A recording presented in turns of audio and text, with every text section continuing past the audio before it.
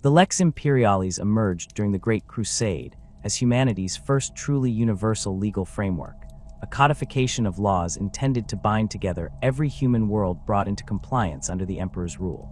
Before the Emperor's grand project of reunification, humanity existed in a fractured state across the galaxy, each world developing its own legal traditions, governmental structures, and cultural norms during the long isolation of Old Night. The Lex Imperialis represented the Emperor's vision of creating a unified legal foundation that could accommodate the vast diversity of human civilization while maintaining essential standards necessary for the Imperium's function. The establishment of this legal framework occurred gradually as the Great Crusade expanded outward from Terra. The Emperor did not impose a single monolithic legal code that erased all local traditions. Instead, the Lex Imperialis functioned as a supreme framework, establishing non-negotiable principles that every imperial world must follow, while permitting considerable variation in local governance and customs.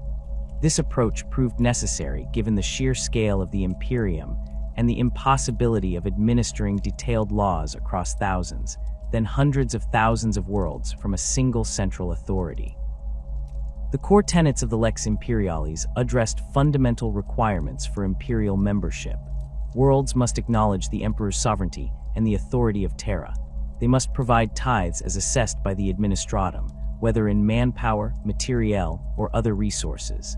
They must permit the Adeptus Astra Militarum to recruit from their populations when levies are called. They must allow the Adeptus Mechanicus access to technology and manufacturing capabilities. They must not harbor psychers outside approved imperial institutions. They must not engage in specific prohibited practices, including certain forms of genetic manipulation, artificial intelligence research, and any dealings with xenospecies beyond what imperial authorities explicitly permit. Beyond these universal mandates, planetary governors maintained extensive authority to establish and enforce local law codes. A feudal world might operate under hereditary nobility with complex codes of honor and obligation, while a hive world's laws might focus on population control and industrial output quotas. An agri-world could maintain traditional farming communities with customs unchanged for millennia, provided they met their tithe obligations. This flexibility allowed the Imperium to incorporate worlds with radically different cultures, from savage feral worlds to sophisticated civilized planets with ancient legal traditions. Conflicts between local customs and imperial mandates occurred regularly throughout the Great Crusade and continued in the millennia that followed. The mechanisms for resolving these conflicts depended on the nature and severity of the contradiction. Minor conflicts typically fell within the purview of planetary governors, who held responsibility for ensuring their worlds remained compliant with imperial law while managing local governance. Governors who successfully balanced these demands maintained their positions. Those who failed faced removal, either through official channels or through the more direct intervention of imperial forces. More serious conflicts required intervention from higher imperial authorities. The Adeptus Terra maintained representatives throughout the Imperium who monitored compliance with the Lex Imperialis. These officials ranged from relatively minor functionaries who verified tithe payments to powerful individuals who could override planetary governments when imperial interests demanded it. The Administratum's vast bureaucratic apparatus processed countless reports, petitions, and disputes from across the galaxy, determining which matters required attention and which could be safely ignored. The Adeptus Terra's role in interpreting and enforcing the Lex Imperialis expanded dramatically after the Horus Heresy. During the Great Crusade, the Emperor and his Primarchs provided direct oversight of imperial expansion and governance. The Warmaster coordinated military campaigns, while the Council of Terra managed administrative functions. This system functioned adequately when the Imperium remained relatively compact and communication with Terra remained possible within reasonable timeframes. The heresy shattered this arrangement, killing billions and devastating vast regions of imperial space. The Emperor's internment in the Golden Throne removed his direct guidance, forcing the Imperium's surviving leadership to develop new methods of governance. the Administratum emerged as the primary bureaucratic organ responsible for managing the Imperium's day-to-day functions. This organization grew from earlier administrative bodies into a sprawling hierarchy of departments, sub-departments, offices, and bureaus that employed billions of scribes, clerks, assessors, and officials across the galaxy. The Administratum's responsibilities encompassed everything from tithe assessment to population tracking, from maintaining shipping routes to allocating military resources. Within this vast structure, specific departments focused on legal interpretation and enforcement of the Lex Imperialis. The Adeptus Archives stood as the most visible enforcers of imperial law, a galaxy-spanning organization of heavily armed and armored law enforcement personnel. The Archives concerned themselves exclusively with violations of the Lex Imperialis itself, not local planetary laws. A murder committed under local jurisdiction remained a matter for planetary authorities. That same murder, if it involved imperial officials, disrupted tithe collection, or threatened imperial interests, became an Archives matter. The Archives maintained fortress precincts on major worlds, from which their judges and enforcers operated with authority superseding local law enforcement. Archives judges combined law enforcement, judicial, and executive functions in single individuals. A judge could investigate crimes, pass sentence, and execute punishment without requiring approval from other authorities.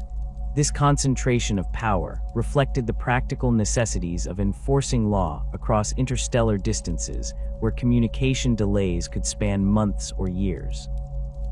Judges received extensive training in the Lex Imperialis and its interpretation, though the complexity of imperial law meant that even veteran judges frequently consulted massive legal archives when addressing unusual situations. The Administratum's legal departments operated on a different scale, addressing systemic issues rather than individual crimes. These bureaucrats interpreted how the Lex Imperialis applied to specific situations, issued rulings on conflicts between imperial mandates and local practices, and established precedents that guided future decisions. The process of legal interpretation within the Administratum involved layers of officials reviewing petitions, consulting archives of previous rulings, and drafting responses that might take decades to finalize. A planetary governor seeking clarification on whether a local custom violated imperial law might wait years for an official response, during which the custom might continue or be suspended based on the governor's own judgment. The integration of the cult Imperialis into imperial legal precedent represented a significant evolution of the Lex Imperialis that occurred long after the Great Crusade's end. During the Great Crusade and the heresy, the emperor explicitly rejected worship and promoted an imperial truth based on reason and scientific understanding. The emperor's internment changed this situation dramatically. Without the emperor's active presence to enforce his secular vision, worship of the emperor spread rapidly throughout the Imperium. The ecclesiarchy, formerly known as the Adeptus Ministorum, grew from these religious movements to become one of the Imperium's most powerful institutions. The age of apostasy in the 36th millennium marked the crisis point in the relationship between the ecclesiarchy and imperial governance. Goj Vander, who held the positions of both Master of the Administratum and Ecclesiarch, wielded unprecedented power and ruled as a tyrant whose excesses nearly tore the Imperium apart. His reign ended in bloodshed when Sebastian Thor led a Reformation movement that restored order and established new limits on ecclesiarchal authority. The decree passive forbade the ecclesiarchy from maintaining men under arms, though this restriction led to the creative solution of the order's militant of the Adeptus Sororitas, the all-female military forces commonly known as the Sisters of Battle.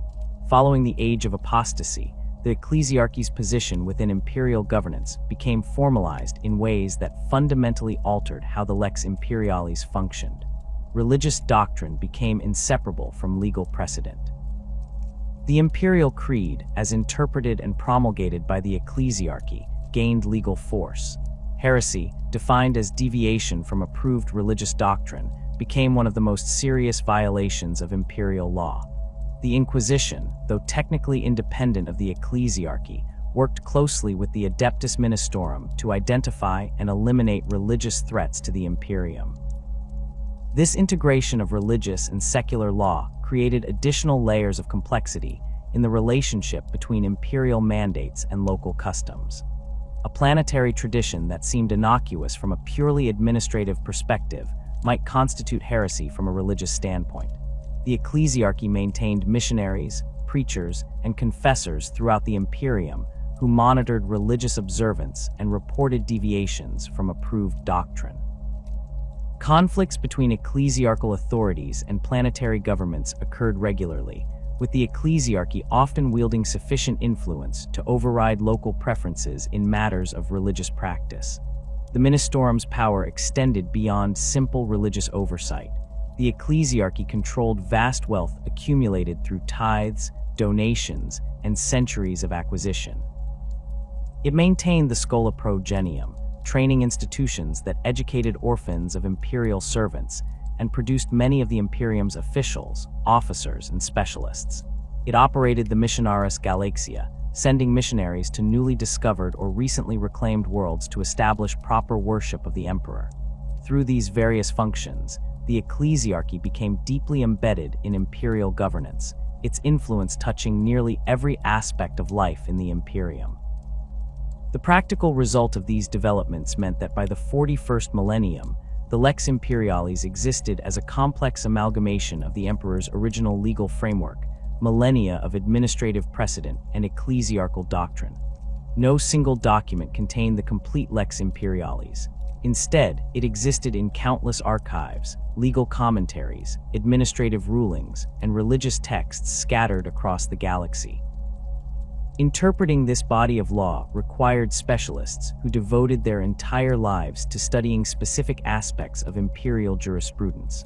Even then, contradictions and ambiguities remained common, resolved through appeals to higher authorities, consultation of ancient precedents, or simply through the judgment of whoever held power in a given situation.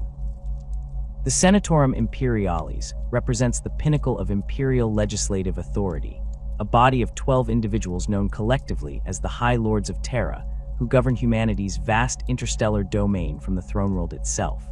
These 12 seats constitute the supreme decision-making authority in the Imperium, second only to the Emperor himself, though the Emperor's confinement within the Golden Throne means the High Lords exercise practical sovereignty over imperial policy and law. The composition of the Senatorum follows a structure established in the aftermath of the Horus Heresy, when the Imperium's surviving leadership recognized the need for a formal governing body to manage an empire that had grown too vast for any single individual or informal council to administer effectively. The Senatorum includes both permanent and contested seats, a distinction that reflects the political realities of imperial governance.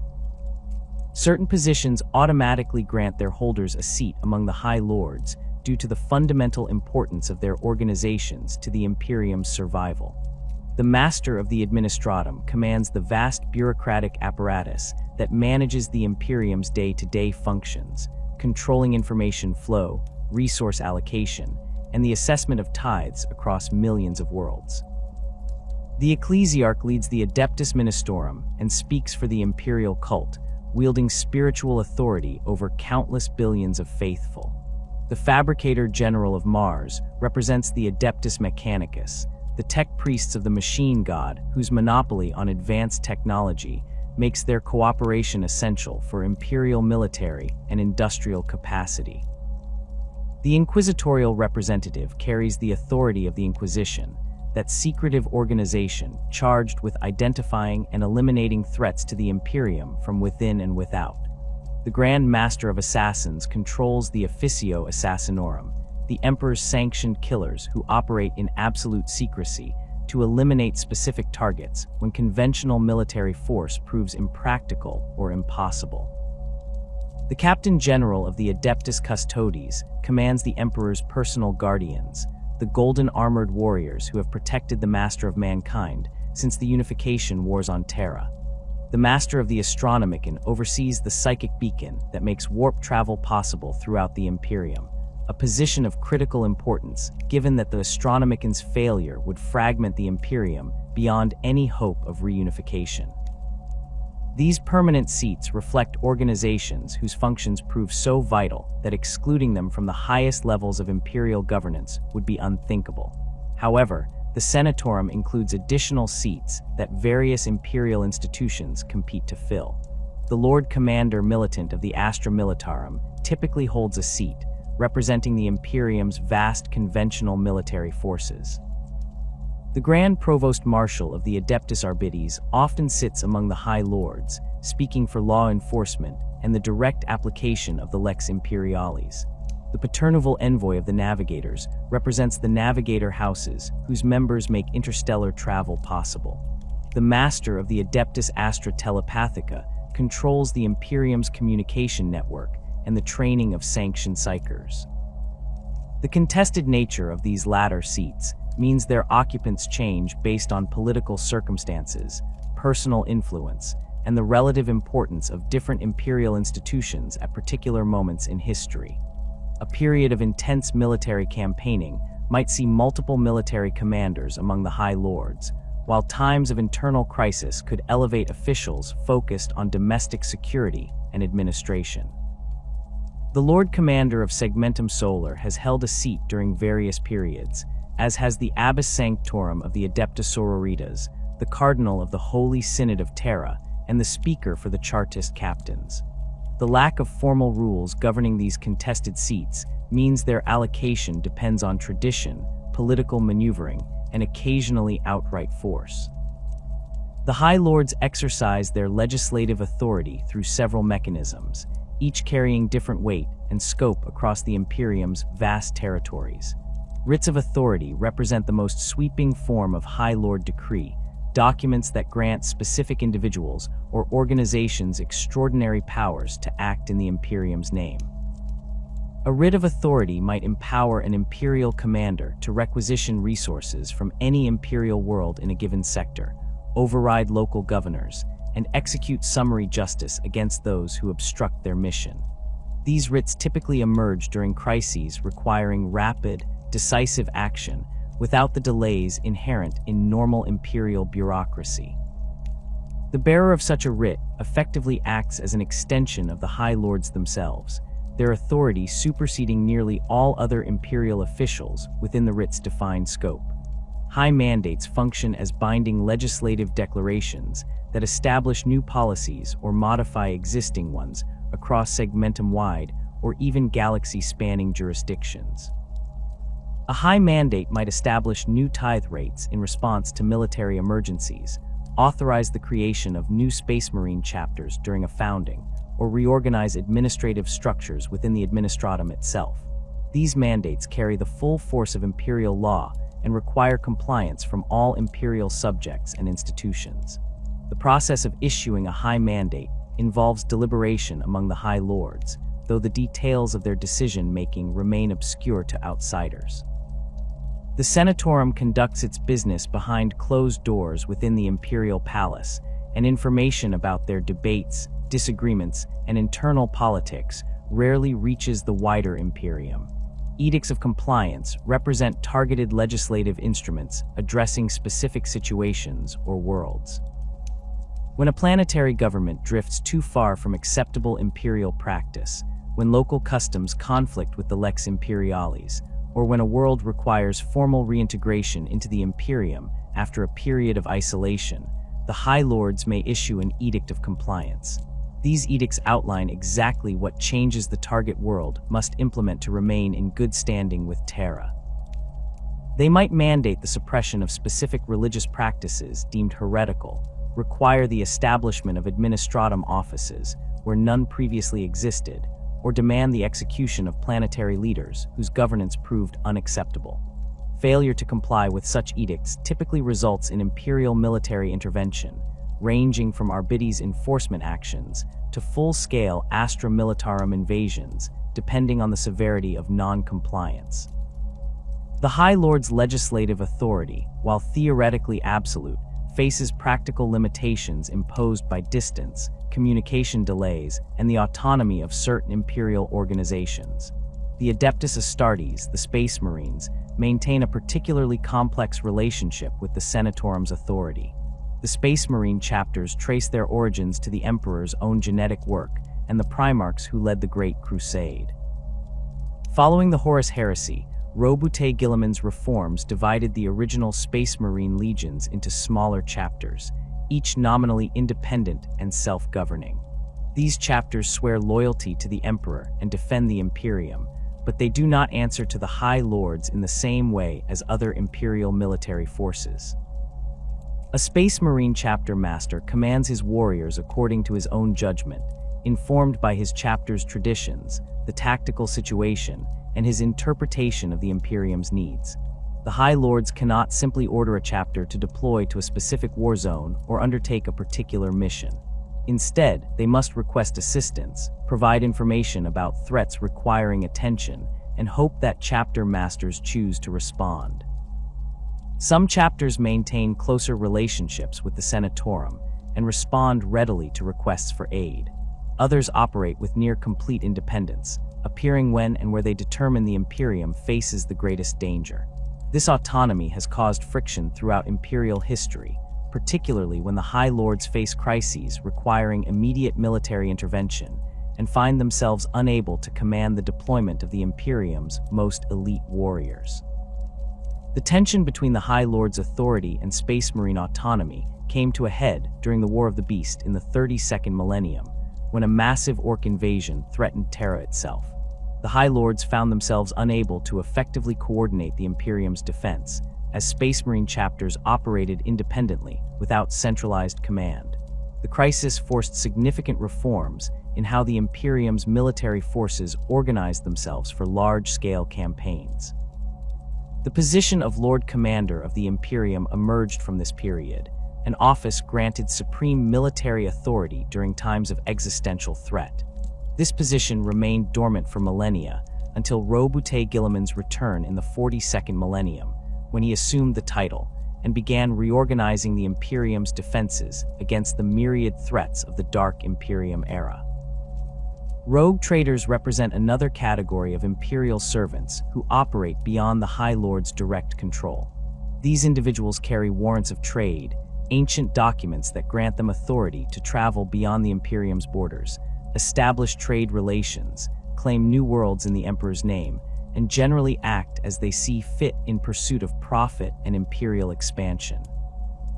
A warrant of trade supersedes normal Imperial law in many respects, allowing rogue traders to engage in activities that would see others executed as heretics or traitors.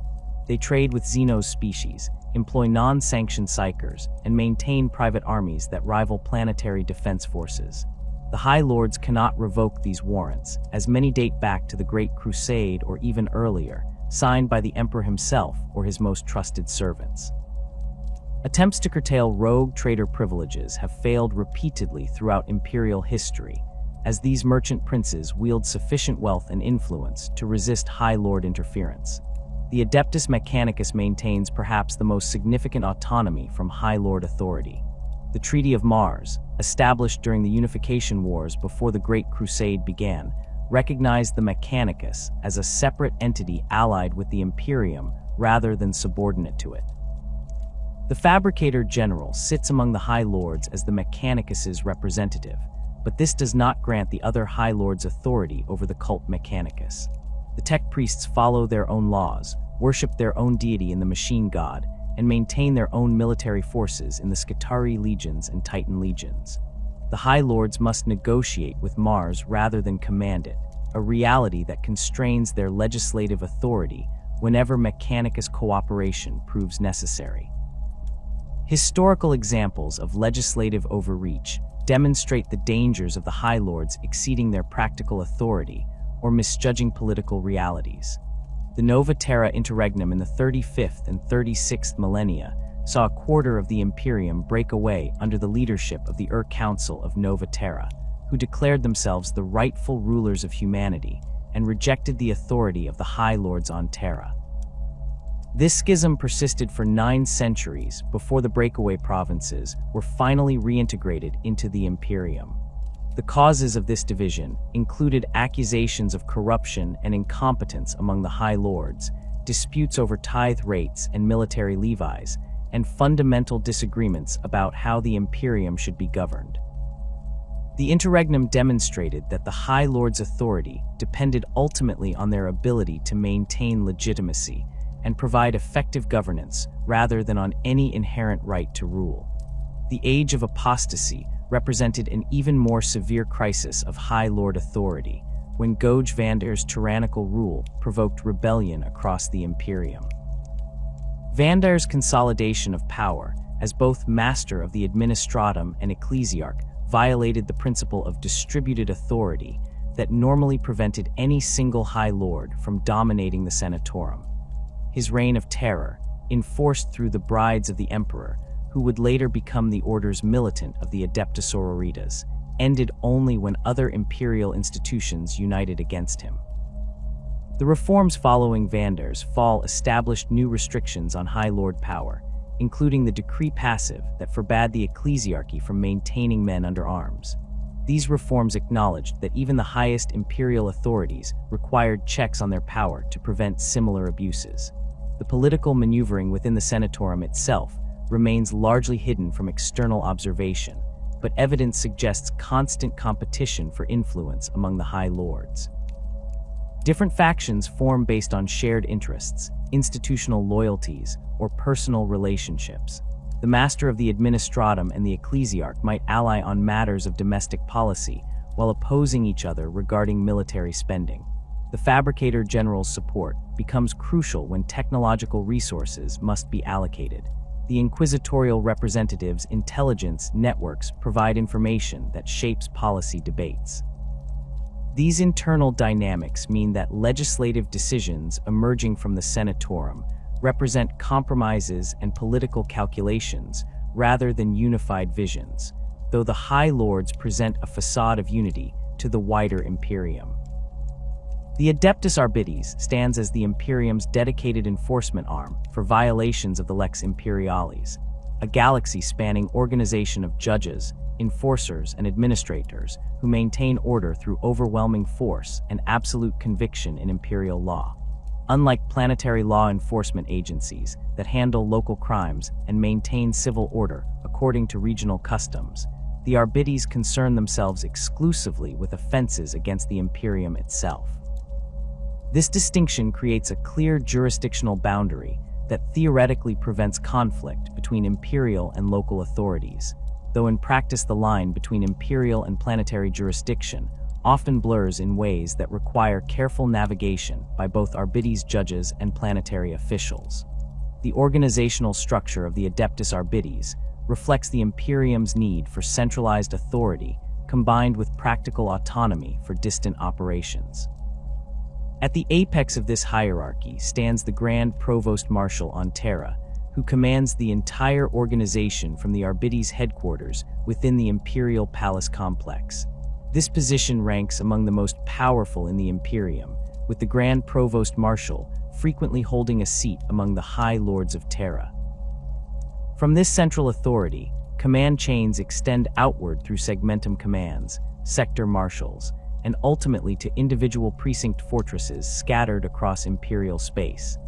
Each segmentum maintains a Marshal General who oversees Archives operations throughout that vast region, coordinating responses to major threats and ensuring consistent application of Imperial law across thousands of worlds. These Marshal Generals command resources that include specialized investigation teams, rapid response units, and the authority to requisition support from other Imperial organizations when situations demand it. Beneath the segmentum level, sector marshals manage smaller regions, typically encompassing dozens to hundreds of star systems, depending on local population density and strategic importance. These officials handle most administrative functions, including personnel assignments, resource allocation, and coordination with sector-level administratum and military authorities. The fundamental operational unit of the Archives remains the Precinct Fortress, a heavily fortified installation that serves simultaneously as headquarters, courthouse, prison, armory, and barracks. These structures dominate the landscapes of major imperial worlds, their brutal architecture declaring the Arbites' authority through sheer imposing mass. A typical precinct fortress rises several stories above ground level with foundations extending deep underground, containing holding cells, interrogation chambers, evidence vaults, and secure communications facilities. Thick rockcrete walls reinforced with adamantium plating can withstand sustained artillery bombardment, while weapon emplacements positioned at strategic points provide overlapping fields of fire against potential attackers. The fortress design reflects hard lessons learned throughout imperial history, when precinct fortresses have found themselves besieged by rebellious populations, heretical uprisings, or even full-scale military assaults. The number and size of precinct fortresses on any given world varies according to that world's population, strategic importance, and history of compliance with imperial law. A stable, civilized world with a population of several billion might host a single major precinct fortress, supplemented by smaller stations in secondary population centers. A hive world with tens or hundreds of billions crammed into massive urban sprawls requires multiple major fortresses, each commanding jurisdiction over specific hive cities or industrial zones. Feral and feudal worlds with smaller populations might share a single precinct fortress between multiple systems, with Arbites judges traveling on circuit to address violations as they arise. Forge worlds under Mechanicus control typically maintain minimal Arbites presence, as the Treaty of Mars grants the tech priests substantial autonomy in managing their own affairs. The jurisdictional boundaries between Arbites' authority and local law enforcement remain theoretically clear but practically complex. The Arbites investigate and punish crimes against the Imperium itself. Heresy, the worship of false gods or the ruinous powers, falls squarely within Arbites' jurisdiction as a direct violation of the Imperial Creed and the Lex Imperialis. Sedition, including attempts to overthrow planetary governments, resist imperial authority, or incite rebellion against the Emperor's rule, constitutes an imperial crime requiring Arbites' intervention. Tithe evasion, whether through deliberate falsification of planetary resources, failure to meet assessed quotas, or corruption that diverts imperial resources to private use, brings down Arbites' judgment on planetary officials and merchant combines alike. Mutation beyond acceptable parameters, unsanctioned psyker activity, trafficking in proscribed technology, and unauthorized contact with Xenos species all represent violations of imperial law that trigger Arbites' investigation. Local enforcers, by contrast, handle crimes that affect only planetary populations and do not threaten imperial interests. Murder, theft, assault, fraud, and similar offenses remain matters for planetary authorities unless they involve imperial officials, disrupt tithe collection, or otherwise escalate into imperial jurisdiction. A gang war in an underhive affects local law enforcement. That same gang war becomes an Arbites matter if the gangs interfere with administratum tithe assessors, attack imperial facilities, or show signs of chaos corruption. A corrupt planetary official embezzling local tax revenues faces local justice. If that same official diverts resources intended for the imperial tithe, the Arbites take jurisdiction, and the punishment becomes far more severe. This division of authority creates situations where both Arbites and local enforcers might claim jurisdiction over the same offense. A riot protesting poor working conditions initially falls to planetary enforcers to suppress. If that riot targets imperial facilities, threatens off-world shipping, or shows signs of organized sedition, the Arbites intervene with overwhelming force. The Arbites do not require permission from planetary authorities to assume jurisdiction. An Arbites judge who determines that a situation threatens imperial interests can override local officials and deploy whatever force the situation requires. This authority, while necessary given the Imperium's vast scale and communication delays, generates resentment among planetary governors who view Arbites' intervention as interference in local affairs. Arbitrators, the rank and file enforcers of the Adeptus Archives, undergo training that transforms them into instruments of imperial justice, capable of operating in the galaxy's most hostile environments. recruitment into the Arbites draws primarily from the Schola Progenium, the ecclesiarchy-run institutions that educate orphans of imperial servants. These young people grow up steeped in imperial doctrine, physical training, and absolute loyalty to the emperor and his imperium. Those selected for Arbites service demonstrate particular aptitude for judgment, discipline, and the capacity for violence in service of order. Not all arbitrators come from the Schola, however. The Arbites also recruit from planetary enforcers who distinguish themselves through exceptional service, from Imperial Guard veterans whose military experience proves valuable, and occasionally from the general population when individuals demonstrate the necessary qualities. Training for new arbitrators spans years of intensive instruction in imperial law, combat techniques, investigation procedures, and the psychological conditioning necessary to enforce the emperor's justice without hesitation or mercy. Trainees study the Lex Imperialis in exhaustive detail, memorizing core principles and learning to recognize violations across the infinite variations of human culture found throughout the Imperium. They practice combat in environments ranging from open battlefields to cramped hive corridors, learning to fight in void suits, toxic atmospheres, and zero gravity. They study interrogation techniques, evidence analysis, and the bureaucratic procedures required to document their actions for their administratum's records.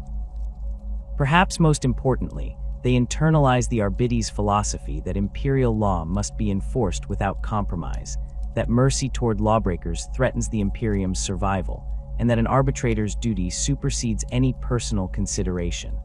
Graduated arbitrators receive equipment that marks them as distinct from common planetary enforcers and capable of confronting threats that would overwhelm lesser forces.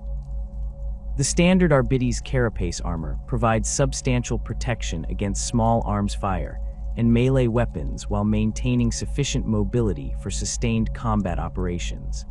This armor, finished in black with gold aquila symbols and red details, identifies arbitrators instantly and serves as a psychological weapon in itself.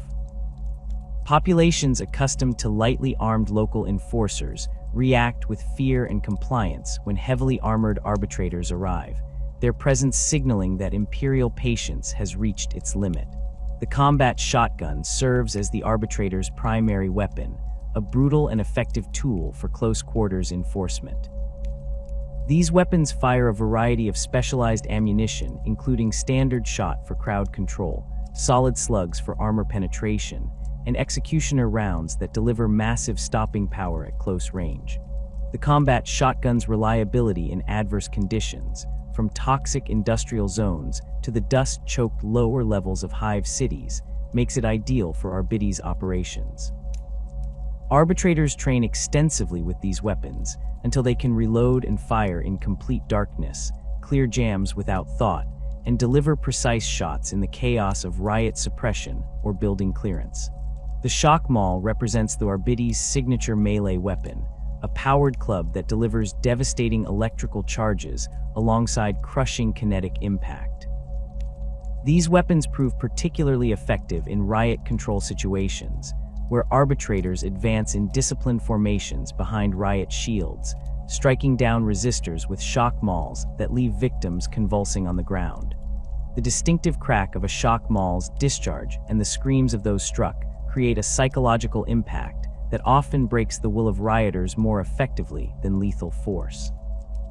Arbitrators also carry stub revolvers as sidearms, simple and reliable weapons that function in environments where more sophisticated firearms might fail. Arbites operations employ specialized vehicles designed for urban warfare and riot suppression. The repressor serves as the standard Arbites transport, an armored personnel carrier mounting heavy weapons and equipped with firing ports that allow embarked arbitrators to shoot from relative safety. These vehicles feature reinforced hulls capable of ramming through barricades, tear gas launchers for crowd dispersal, and searchlights that illuminate target areas during night operations. The distinctive red and black livery of Arbites repressors makes them instantly recognizable, and their arrival typically signals an escalation in enforcement operations.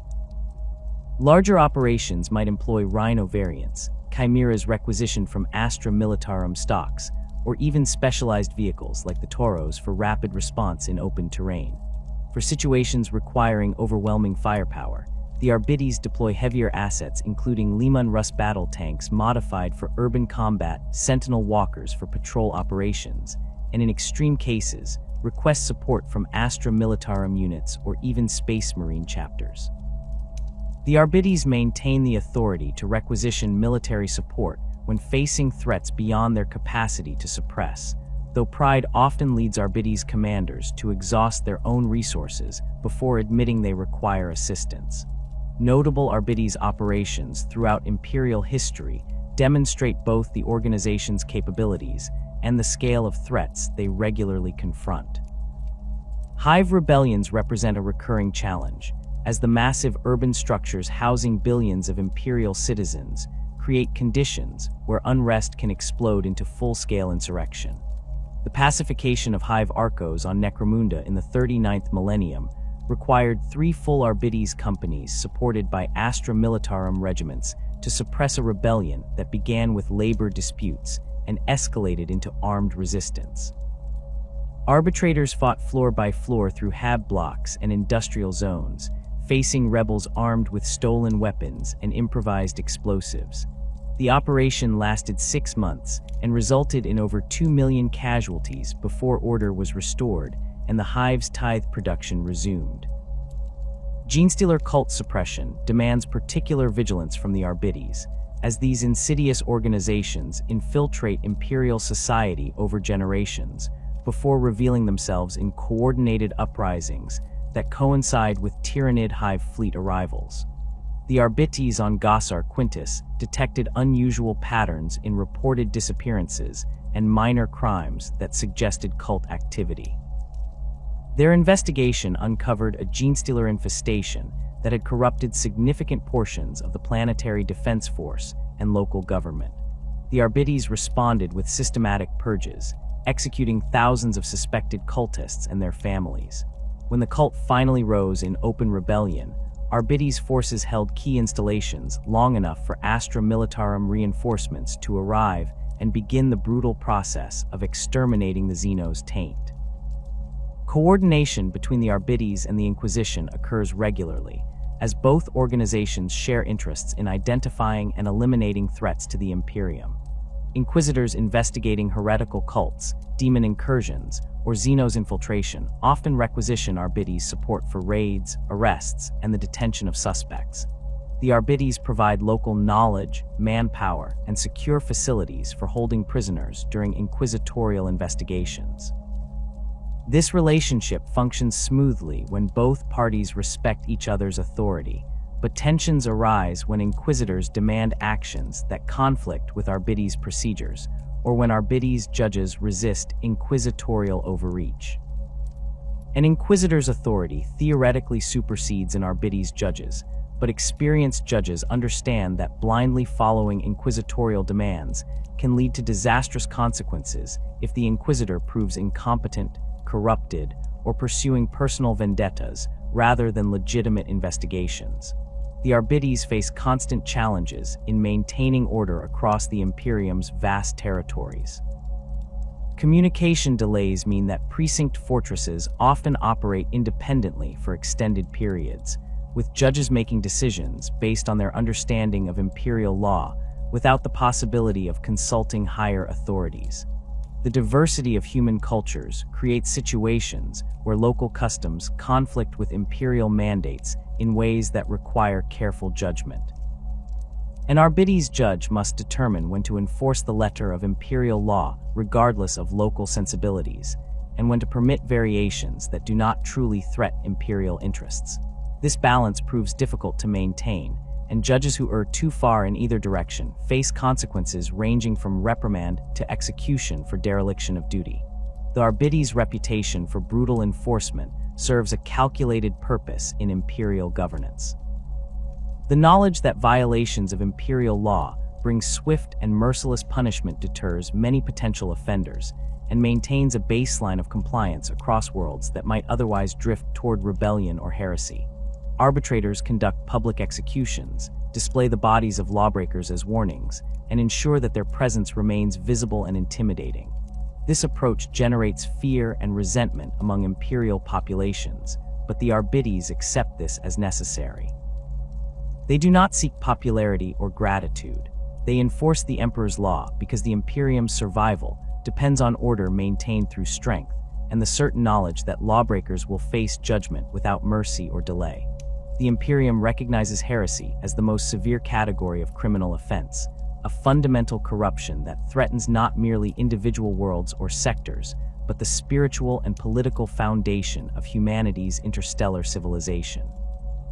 The term encompasses a spectrum of transgressions, ranging from relatively minor deviations in religious practice to the active worship of the ruinous powers of chaos. This gradation acknowledges practical realities while maintaining the principle that any deviation from approved imperial doctrine contains the seeds of damnation. A planetary population that maintains pre-compliance religious traditions while acknowledging the Emperor's divinity commits a lesser heresy than cultists who sacrifice innocents to demon princes, yet both violations demand correction through imperial authority. The worship of the chaos gods represents heresy in its most dangerous and unforgivable form. The entities known as Khorne, Tzeentch, Nurgle, and Slaanesh exist as malevolent intelligences within the warp, feeding on human emotion and corrupting those who open themselves to demonic influence. These beings promise power, knowledge, martial prowess, or sensory transcendence to their followers, delivering only damnation and transformation into something no longer recognizably human. Chaos worship typically begins subtly, with individuals seeking solutions to personal problems or communities facing desperate circumstances turning to forbidden practices. A merchant facing bankruptcy might consult proscribed texts promising wealth through dark rituals. A planetary governor confronting military defeat might accept the council of advisors who channel entities claiming to offer strategic wisdom. A population suffering from plague might embrace a cult promising deliverance through acceptance of disease as a blessing rather than a curse. These initial corruptions spread through social networks as cultists recruit family members, friends, and associates into their practices. Chaos cults employ secrecy and misdirection to avoid detection during their early growth phases, meeting in abandoned industrial facilities, conducting rituals in underhive warrens, or hiding their activities within legitimate religious organizations. The cults establish hierarchies with inner circles aware of the true nature of their worship and outer rings of initiates who participate in increasingly transgressive activities without fully understanding the damnation they embrace. By the time chaos worship becomes obvious enough for imperial authorities to detect, the corruption often runs deep enough that suppression requires extensive purges and the execution of thousands or even millions of compromised individuals. The Inquisition maintains primary responsibility for identifying and eliminating chaos corruption, with the Ordo Malleus specializing in demonic threats. Inquisitors investigating suspected chaos activity employ extensive surveillance, interrogation of witnesses, and examination of physical evidence including corrupted texts, ritual implements, and the mutated remains of cultists. The Arbites support these investigations by detaining suspects, securing locations, and providing manpower for raids on cult strongholds. When chaos corruption reaches sufficient scale, the Inquisition may declare exterminatus, the complete destruction of a world's biosphere through cyclonic torpedoes, virus bombs, or sustained orbital bombardment. This ultimate sanction acknowledges that some corruption spreads too deeply for any conventional purge to eliminate, requiring the sacrifice of an entire world to prevent demonic incursion or the spread of taint to neighboring systems. Denial of the Emperor's divinity constitutes a distinct category of heresy that evolved significantly over imperial history. During the Great Crusade and the immediate aftermath of the Horus Heresy, the Emperor promoted the imperial truth, a rationalist philosophy that rejected supernatural explanations and religious thinking in favor of scientific understanding. The Emperor explicitly forbade worship of himself, viewing such veneration as superstitious weakness that humanity needed to overcome. This position changed fundamentally after the Emperor's internment within the Golden Throne. Without the emperor's active presence to enforce his secular vision, worship spread rapidly among populations who witnessed his sacrifice and the devastation of the heresy. The ecclesiarchy emerged from these religious movements, eventually becoming one of the Imperium's most powerful institutions. By the 41st millennium, the imperial creed taught that the emperor represents humanity's one true God, a divine being whose worship provides spiritual protection against chaos and whose servants carry out his sacred will. Denial of this doctrine became heresy, a dangerous rejection of humanity's only defense against the darkness. The ecclesiarchy dispatches missionaries throughout the Imperium to ensure proper religious instruction, maintaining that every human must acknowledge the emperor's divinity and participate in approved forms of worship. Planetary populations that maintain pre-compliance religious traditions face varying degrees of pressure to conform depending on how thoroughly those traditions conflict with the imperial creed. A world that worships the emperor under a different name while maintaining compatible moral teachings might receive tolerance. A population that rejects the emperor's divinity entirely faces systematic conversion, efforts backed by the threat of military intervention if persuasion fails. The possession and study of forbidden texts represents another category of heretical offense, one that creates particular complications for imperial governance. The Imperium maintains vast archives of proscribed materials, including chaos grimoires, Zeno's technical manuals, pre-Unity philosophical works, and accounts of historical events that contradict official ecclesiarchal doctrine. These materials exist in secure vaults controlled by the Inquisition, certain Adeptus Mechanicus facilities, and deep within the archives of ancient libraries on Terra and other major worlds. Access to these materials remains strictly controlled, granted only to individuals whose duties require such knowledge, and who have demonstrated sufficient mental fortitude to resist corruption. The challenge lies in determining which texts constitute genuine threats requiring suppression, and which represent valuable historical or technical information that serves imperial interests despite containing heterodox content. A technical manual describing Zeno's technology might enable Mechanicus, adepts to develop countermeasures against alien weapons systems.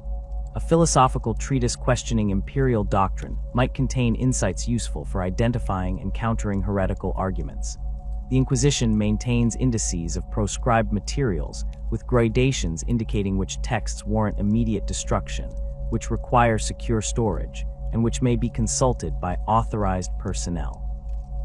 Local arbites, judges, and ecclesiarchal officials work from abbreviated versions of these indices, destroying texts they encounter during investigations, while forwarding particularly unusual materials to higher authorities for evaluation. Private citizens found possessing forbidden texts face interrogation to determine how they acquired the materials and whether they have been corrupted by their contents.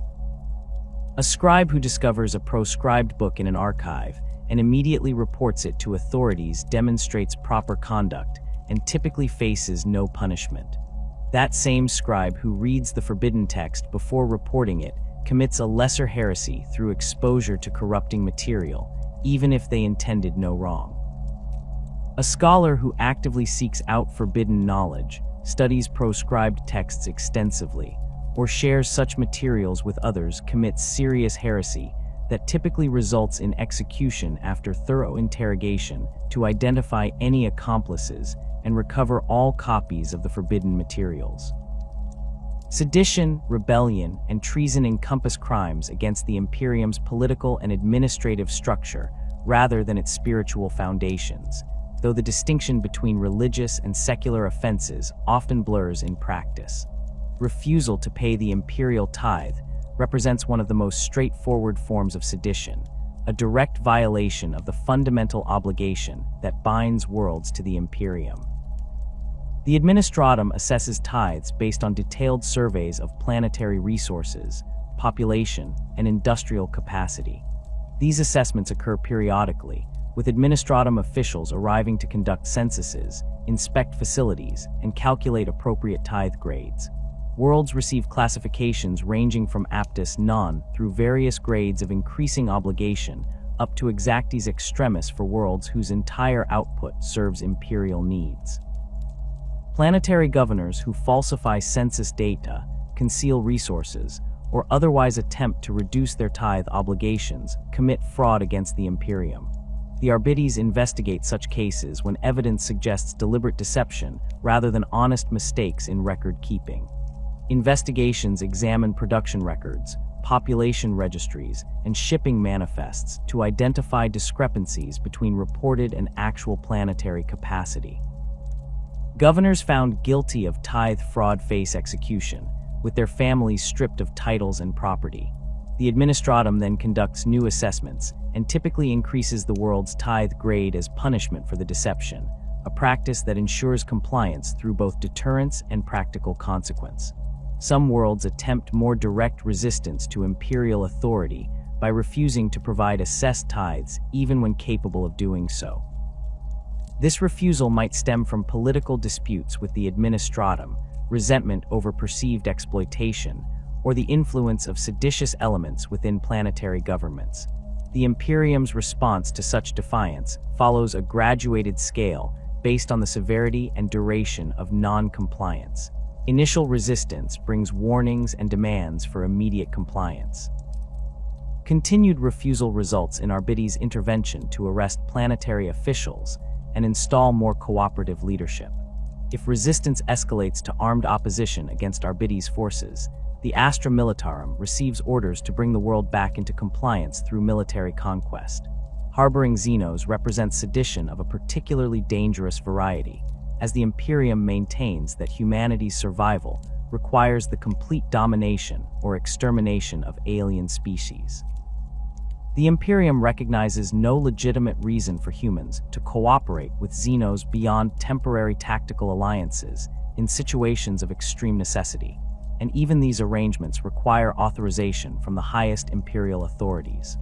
Planetary populations that maintain peaceful relations with alien species, engage in trade with Xenos merchants, or permit alien populations to reside within imperial territory commit serious offenses against the Lex Imperialis.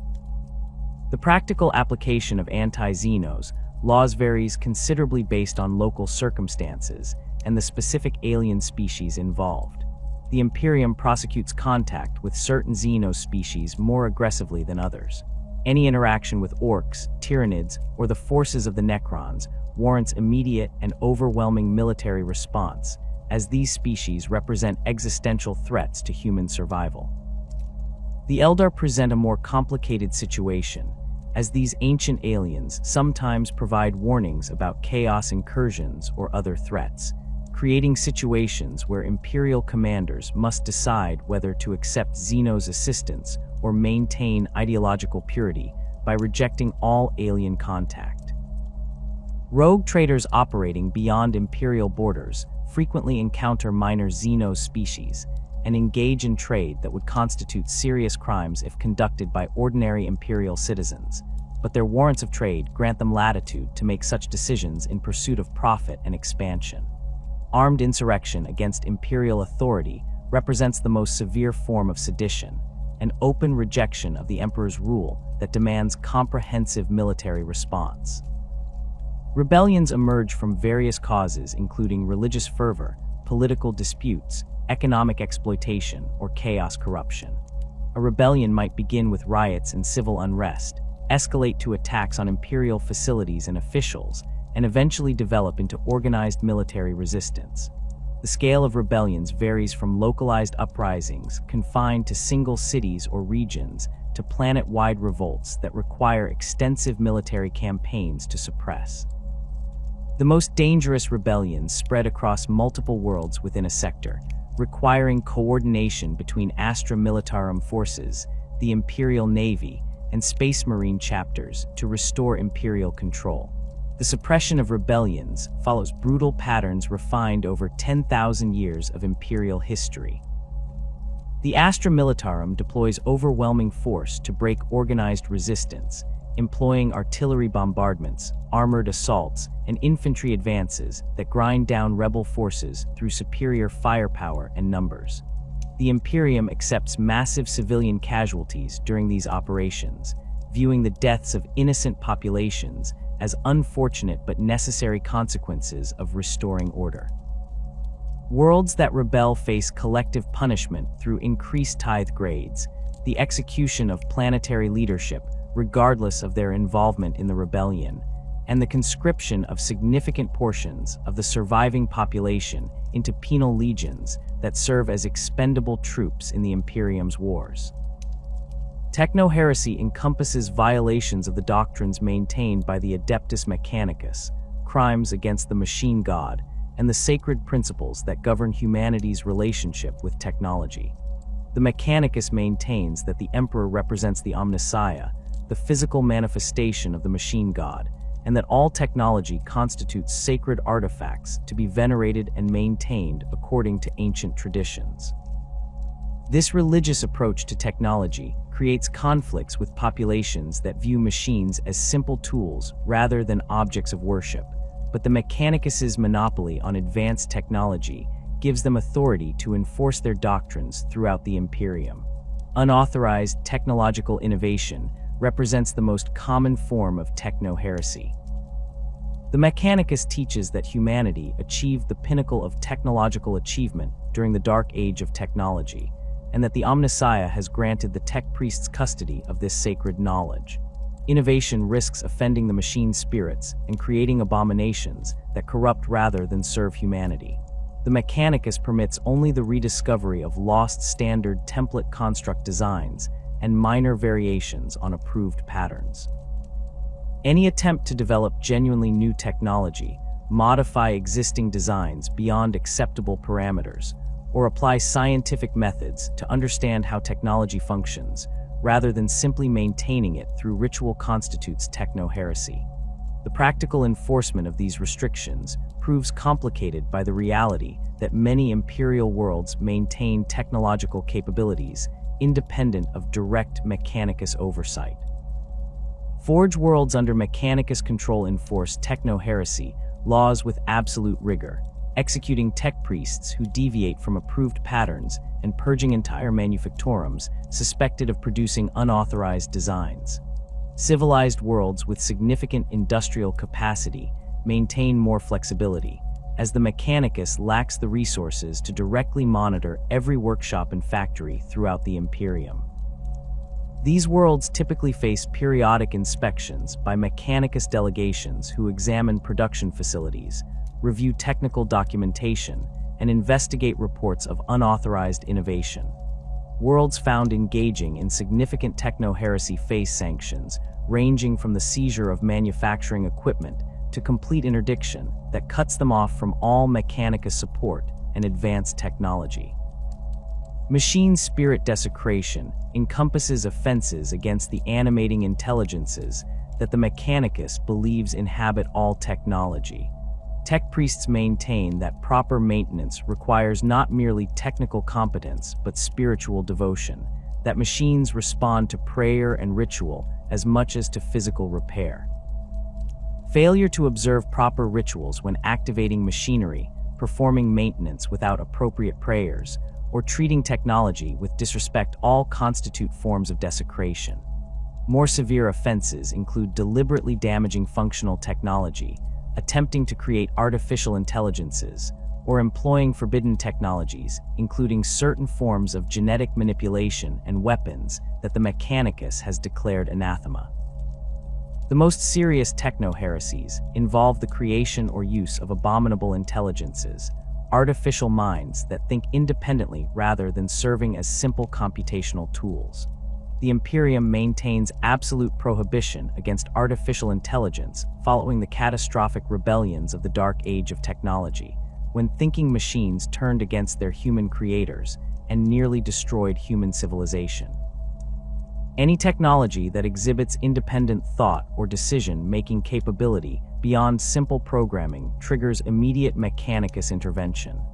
The tech priests destroy such devices and execute those responsible for their creation, viewing artificial intelligence as an existential threat that could lead to humanity's extinction if permitted to develop.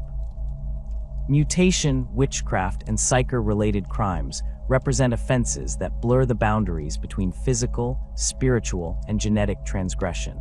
The Imperium recognizes that mutation occurs naturally in human populations due to radiation exposure, chemical contamination, and the corrupting influence of the warp.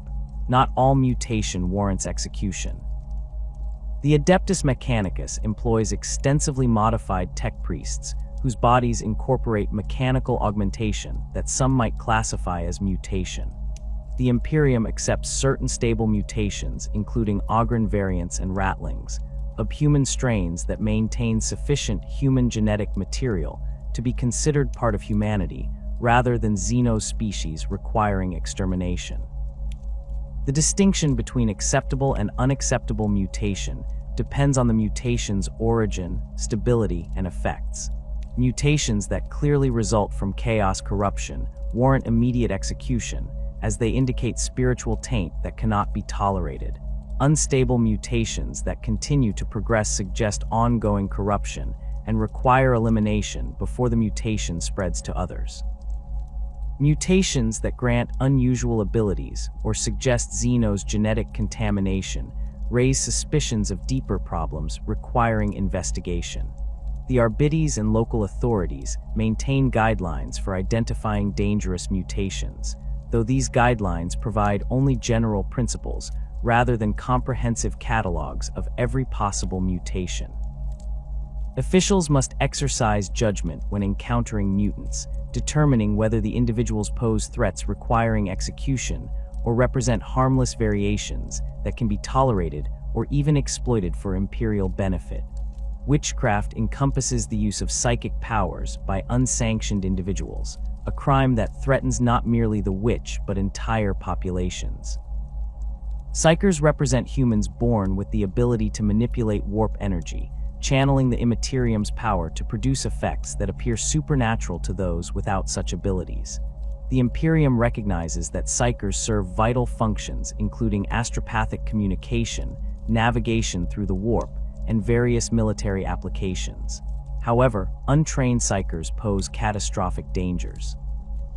Their connection to the warp creates vulnerabilities that demons exploit to enter real space, potentially triggering demonic incursions that consume entire worlds. The Imperium maintains elaborate systems for identifying and controlling psykers throughout its territories.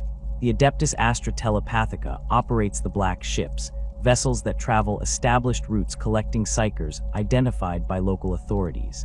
These ships transport psykers to Terra for evaluation and training. Those who demonstrate sufficient strength and stability undergo soul binding, a ritual that links them psychically to the Emperor and provides protection against demonic possession. Soul-bound psykers serve the Imperium as astropaths, sanctioned battle psykers attached to military forces, or in various other roles requiring psychic abilities.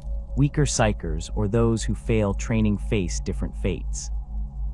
Many become part of the daily sacrifice that sustains the Emperor, their life force consumed to maintain the Astronomicon. Others receive assignments to institutions requiring limited psychic abilities under controlled conditions. Unsanctioned psykers represent individuals who manifest psychic abilities but evade collection by the Black Ships. These witches might hide their abilities, flee to regions beyond imperial authority, or receive protection from families unwilling to surrender them. The dangers posed by unsanctioned psykers justify the Imperium's harsh response to witchcraft. A single untrained psyker experiencing emotional distress or losing control of their abilities can tear open the barrier between real space and the warp, allowing demons to pour through and slaughter thousands before the incursion can be contained. The Arbites and local authorities maintain constant vigilance for signs of witchcraft, including unexplained phenomena, individuals demonstrating impossible abilities, and the psychological disturbances that often accompany emerging psychic powers. Rogue psykers represent sanctioned individuals who abandon their duties or employ their abilities for unauthorized purposes. An astropath who uses their abilities to spy on private communications commits a crime against imperial law. A sanctioned battle psyker who deserts their military unit and employs their powers for personal gain becomes a rogue requiring apprehension or elimination. These individuals possess training that makes them more dangerous than common witches, as they understand how to control their abilities and may have learned techniques for resisting detection. The Inquisition maintains specialized teams for hunting rogue psychers, employing anti-psyker equipment, null maidens who generate psychic dead zones, and psychers loyal to the Imperium who can counter rogue abilities. Warp corruption represents the most severe category of psyker-related crime, indicating that a psyker has fallen to chaos and actively serves the ruinous powers. Corrupted psychers become sorcerers who channel demonic energies to work reality warping, effects far beyond the capabilities of even powerful sanctioned psychers. These individuals often lead chaos cults, summoning demons to real space and spreading corruption through their communities. The presence of a corrupted psyker demands immediate inquisitorial response, as the threat they pose escalates rapidly if not contained. Inquisitors investigating chaos corruption prioritize identifying and eliminating corrupted psychers, knowing that these individuals serve as focal points for demonic activity and that their elimination often cripples chaos operations in entire regions. The Arbites trial system operates according to principles fundamentally different from the judicial processes found on many imperial worlds, reflecting the organization's dual role as investigators, judges, and executioners of imperial law. An Arbites judge possesses authority that would be divided among multiple officials in civilian courts, combining the functions of prosecutor, magistrate, and executioner in a single individual.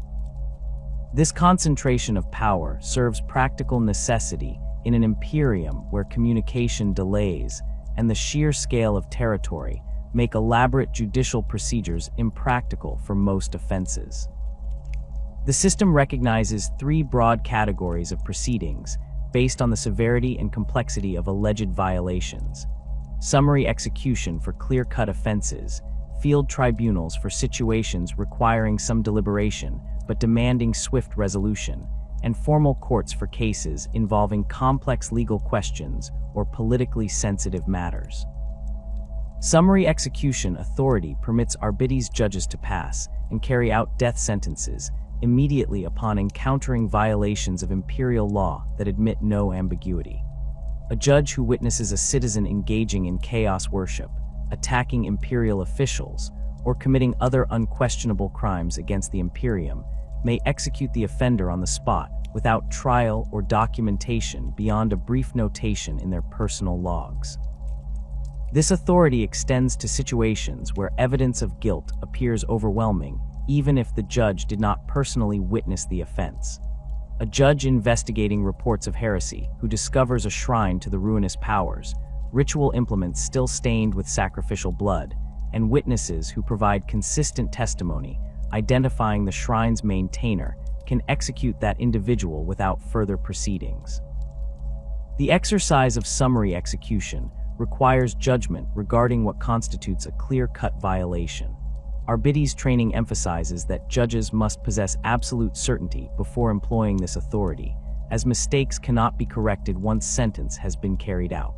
A judge who executes an innocent citizen damages the Arbites' authority and credibility, potentially undermining law enforcement efforts throughout an entire sector.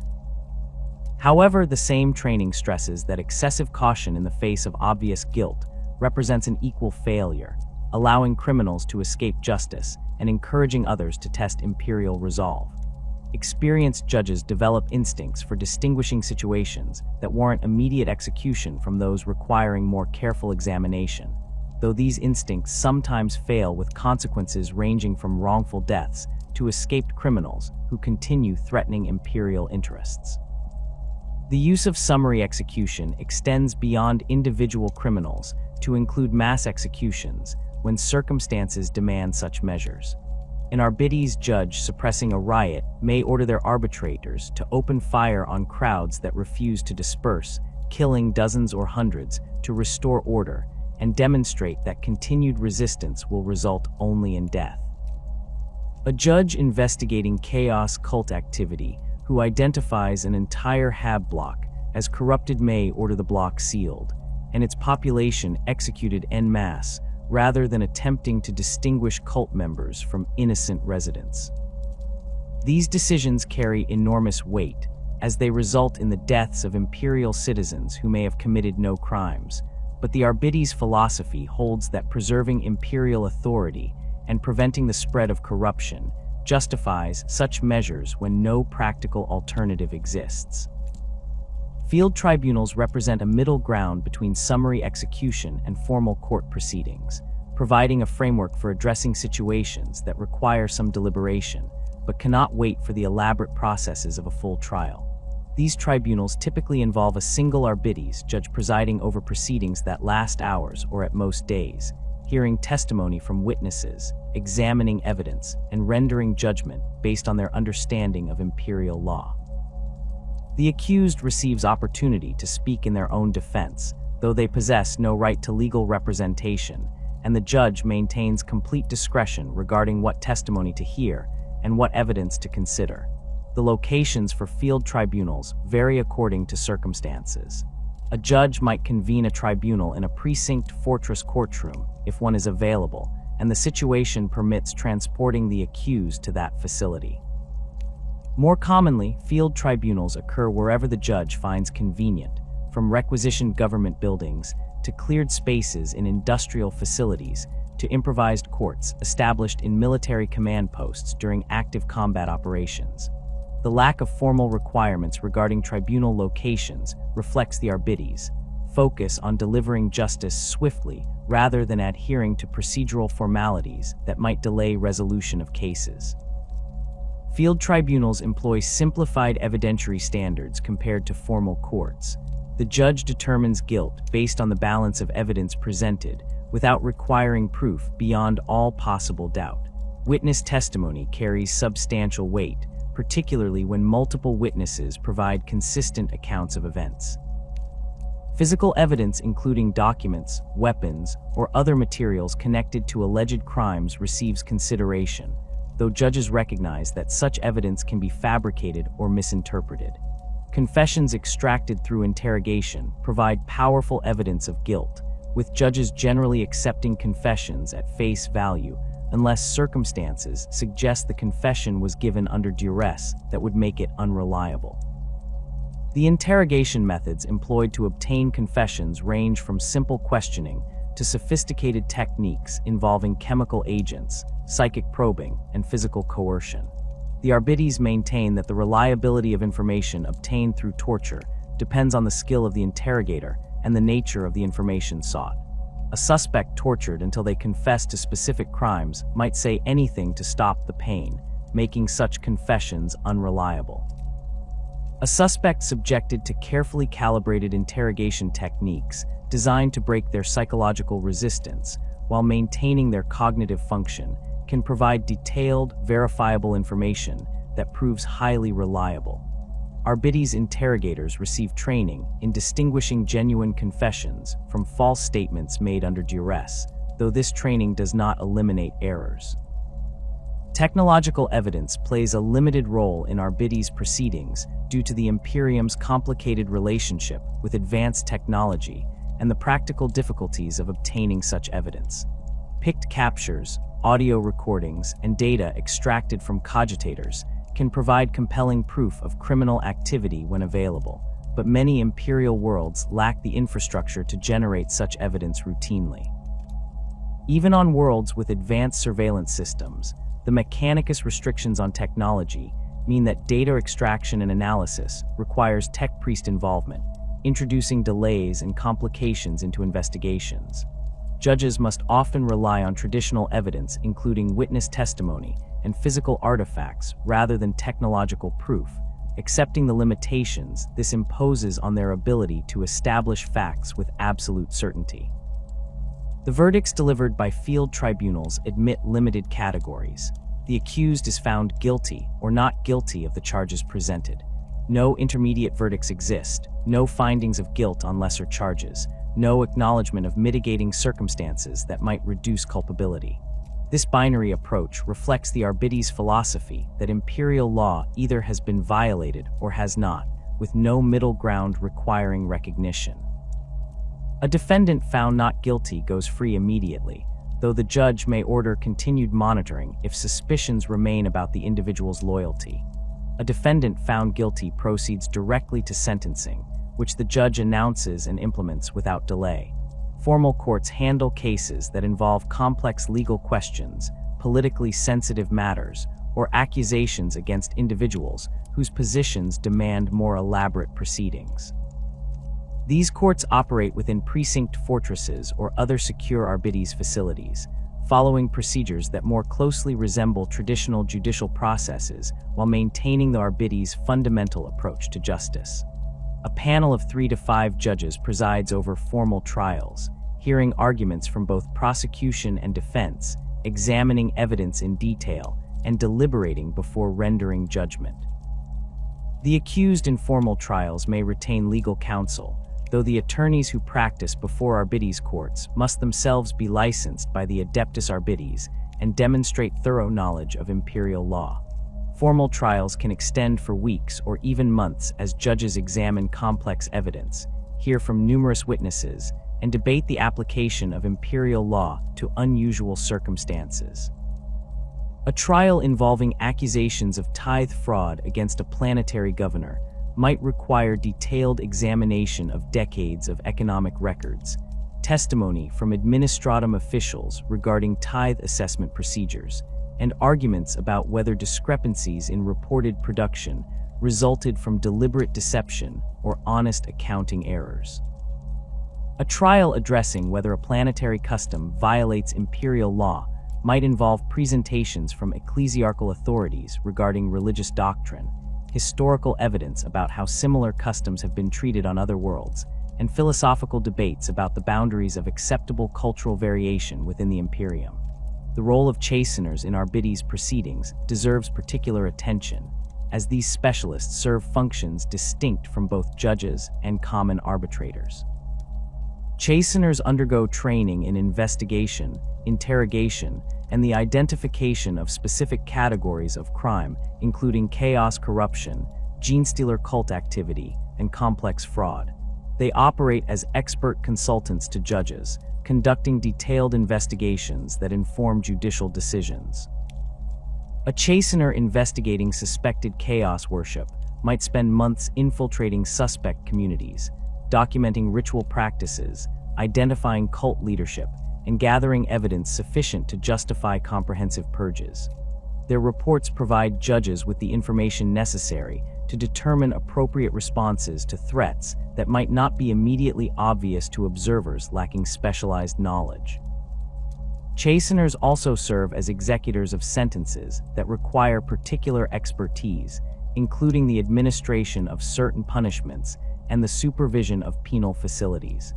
A chastener might oversee the process of servitorization, ensuring that lobotomization and cybernetic augmentation proceed according to proper procedures.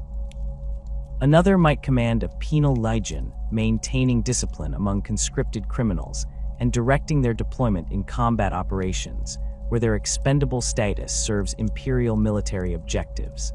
The chastener role combines aspects of investigator, warden, and executioner, requiring individuals who can operate independently while maintaining absolute loyalty to imperial law and Arbites authority. Standard sentences imposed by Arbites courts reflect the Imperium's brutal approach to criminal justice, prioritizing deterrence and the elimination of threats over any concept of rehabilitation or proportional punishment. Execution remains the most common sentence for serious violations of imperial law, carried out through various methods depending on the nature of the crime, local customs, and practical considerations. Firing squad execution serves as the standard method for most capital sentences, providing a quick death that the Arbites consider appropriately dignified for criminals who have not committed particularly egregious offenses. The condemned faces a wall while a squad of arbitrators fires simultaneously, with at least one weapon loaded with a live round, while others may contain blanks, a practice that theoretically distributes responsibility for the execution among multiple individuals. Hanging represents another common execution method, particularly for crimes involving betrayal, cowardice, or offenses against military discipline. The Arbites employ hanging for both individual executions and mass sentences, constructing gallows capable of hanging dozens of criminals simultaneously when circumstances warrant such displays. Public hangings serve important deterrent functions, demonstrating to populations that violations of imperial law result in shameful death. The bodies of hanged criminals often remain displayed for extended periods, left to rot as warnings to potential lawbreakers. Public immolation constitutes the prescribed execution method for heretics, particularly those guilty of chaos worship or other spiritual corruption. The Arbites and ecclesiarchy cooperate in staging these executions, which serve both punitive and purifying functions. The heretic is bound to a stake surrounded by combustible materials and burned alive before assembled crowds. Preachers deliver sermons during these executions, explaining the heretic's crimes and emphasizing that only through fire can the taint of corruption be cleansed from the criminal's flesh. The screams of burning heretics and the smell of burning flesh create visceral impressions that reinforce the population's understanding of what awaits those who stray from imperial doctrine. More exotic execution methods exist for particular categories of crime, or when judges wish to make especially memorable examples of criminals. Electrocution, exposure to vacuum, drowning in industrial chemicals, and being fed to dangerous creatures all find use in Arbites executions. The choice of methods sometimes reflects symbolic connections to the crime, such as drowning offenders who tampered with water purification systems or exposing void ship saboteurs to vacuum. These creative executions serve propaganda purposes, demonstrating that the Arbites possess both the authority and imagination to devise punishments appropriate to any offense. Servitorization offers an alternative to execution for criminals whose physical capabilities make them valuable despite their offenses. The process involves lobotomization that destroys higher brain functions while preserving motor control and basic cognitive abilities, followed by cybernetic augmentation that transforms the criminal into a biomechanical servant. Servitors perform countless functions throughout the Imperium, from simple labor to operating weapon systems to serving as living components in complex machinery. The Mechanicus maintains facilities for servitorization throughout Imperial space, processing criminals sentenced to this fate by Arbites courts and other Imperial authorities. The ethics of servitorization generate little debate within Imperial society, as the practice serves obvious practical purposes while delivering punishment that some argue exceeds simple execution. A servitor retains no awareness of their previous identity, no memory of their crimes, no capacity for suffering beyond basic pain responses. Whether this constitutes a mercy compared to execution or a fate worse than death depends on philosophical perspectives that few in the Imperium bother to consider. The Arbites view servitorization as an efficient solution that simultaneously punishes criminals, removes threats to imperial order, and produces useful servants whose labor benefits the Imperium. Penal legion conscription provides another sentencing option that serves imperial military needs while punishing criminals. Penal legions consist of convicts pressed into military service, formed into units that receive the most dangerous assignments in active war zones. These formations attack heavily fortified positions, clear minefields through the simple expedient of walking through them until the mines detonate, and generally serve as expendable troops whose deaths accomplish military objectives while eliminating criminals. Penal legionnaires wear explosive collars that detonate if they attempt to flee or refuse orders, ensuring compliance through the certainty of immediate death for disobedience. Service in a penal legion theoretically offers the possibility of redemption, as convicts who survive extended combat operations and demonstrate loyalty to the Imperium may receive pardons and integration into regular military units. In practice, few penal legionnaires survive long enough to earn such redemption. The assignments given to penal legions ensure high casualty rates, with entire units sometimes wiped out in single engagements. The survivors face repeated deployment to new war zones until they eventually fall in combat or accumulate sufficient service to warrant consideration for pardon. The Arbites view this system as appropriate, providing criminals with opportunities to redeem themselves through service and sacrifice, while ensuring that most will die serving the Imperium that they wronged. Penitent crusades represent a specialized form of punishment reserved for populations that have collectively failed the Imperium through heresy, rebellion, or other serious offenses. Rather than executing entire planetary populations or conscripting them en masse into penal legions, the ecclesiarchy sometimes organizes penitent crusades that send the guilty to fight in distant war zones under the supervision of ministorum priests and military commanders. These crusades differ from simple penal legion service in their spiritual dimension, as participants seek redemption for their sins through faith and sacrifice rather than merely serving out sentences. Penitent crusaders march into battle carrying icons of the Emperor, singing hymns, and seeking death in service to the Golden Throne. They receive minimal military training and basic equipment, as the ecclesiarchy emphasizes faith over martial skill. The resulting forces prove effective in certain combat situations, particularly when their fanatical devotion and willingness to die can overwhelm enemy positions through sheer numbers and determination. Survivors of penitent crusades who demonstrate genuine faith and courage may receive absolution from the ecclesiarchy, allowing them to return to normal imperial society with their sins forgiven. Most penitent crusaders die in combat, their sacrifice considered sufficient payment for their offenses against the Emperor. The concept of collective punishment extends beyond penitent crusades to encompass various sanctions that imperial authorities impose on entire populations for the crimes of individuals or ruling classes. A world whose governor commits tithe fraud faces increased tithe assessments that burden the entire planetary population, even though common citizens bore no responsibility for their leaders' crimes.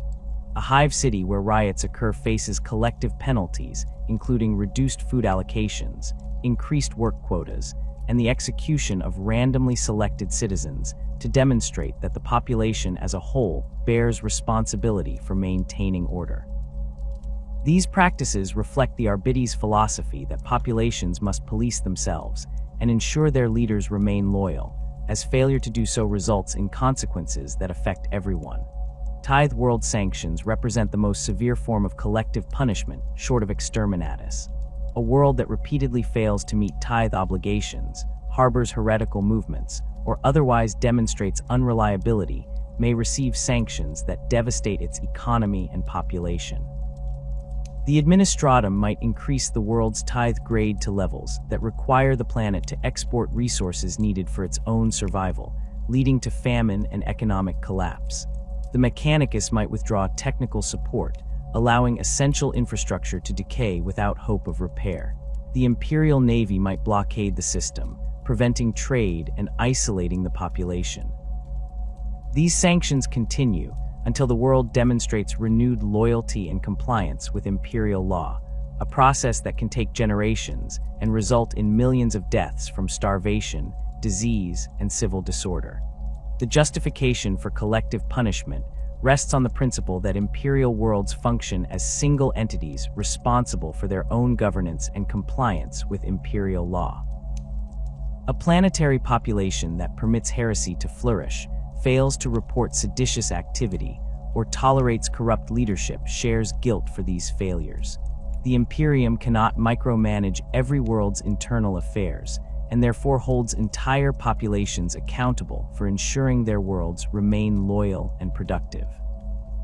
This approach generates resentment and suffering among innocent populations punished for crimes they did not commit and could not prevent.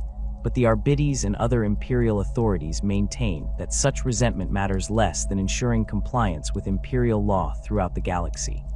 The Imperium's approach to planetary governance rests on a fundamental principle of minimal interference in local affairs provided worlds meet their essential obligations to Terra. This policy emerged from practical necessity during the Great Crusade, when the Emperor's forces brought thousands of worlds into compliance within a relatively compressed time frame. The sheer diversity of human civilizations encountered made any attempt at imposing uniform governmental structures impractical and counterproductive. Worlds that had developed stable societies during Old Night, regardless of how alien their customs might appear to Terran observers, received permission to maintain their existing governmental systems as long as they acknowledged imperial sovereignty, paid the assessed tithes, permitted imperial institutions to operate within their territories, and suppressed heresy according to imperial definitions. This hands-off approach created an imperium characterized by staggering variety in how individual worlds govern themselves. A night world maintains feudal hierarchies, where noble houses pilot ancient war machines and rule over peasant populations whose lives differ little from their ancestors 10,000 years prior. The nobles owe fealty to their household's traditions and to the imperium through complex webs of obligation that blur distinctions between personal honor codes and imperial law. These worlds operate according to principles of chivalric conduct, with disputes between nobles resolved through formal duels, trial by combat, or appeals to house elders whose authority derives from bloodline and tradition rather than imperial appointment. The common population exists outside this noble structure, bound to the land they work and subject to their lord's justice without recourse to higher authorities unless their lord's actions somehow threat imperial interests. Hive worlds present entirely different governmental structures, shaped by the realities of housing billions in towering urban structures that stretch kilometers into the sky and deep into the planetary crust. The formal government of a hive world might consist of a governor and administrative apparatus that theoretically controls the entire hive, but practical authority fragments across countless levels and districts. The upper hive, where wealthy merchants, minor nobility, and imperial officials reside, maintains order through conventional law enforcement and courts that would be recognizable on any civilized world. The middle hive, home to the vast working population that keeps the hive's industries functional, operates under more brutal systems where gang affiliations often matter more than official law. Factory bosses maintain private enforcers who settle disputes through violence, and workers understand that survival depends on knowing which gang controls their district and what tribute those gangs demand. The Underhive exists almost entirely outside official governance, a lawless realm where mutants, criminals, and those who have fallen through society's cracks fight for survival in the ruins of older hive structures. Gang law prevails in the Underhive, with territory controlled by whoever can hold it through force. These gangs develop their own codes and hierarchies, creating micro-societies that function according to brutal but consistent rules. A ganger who violates their gang's code faces punishment from gang leaders, not planetary authorities who rarely venture into Underhive depths.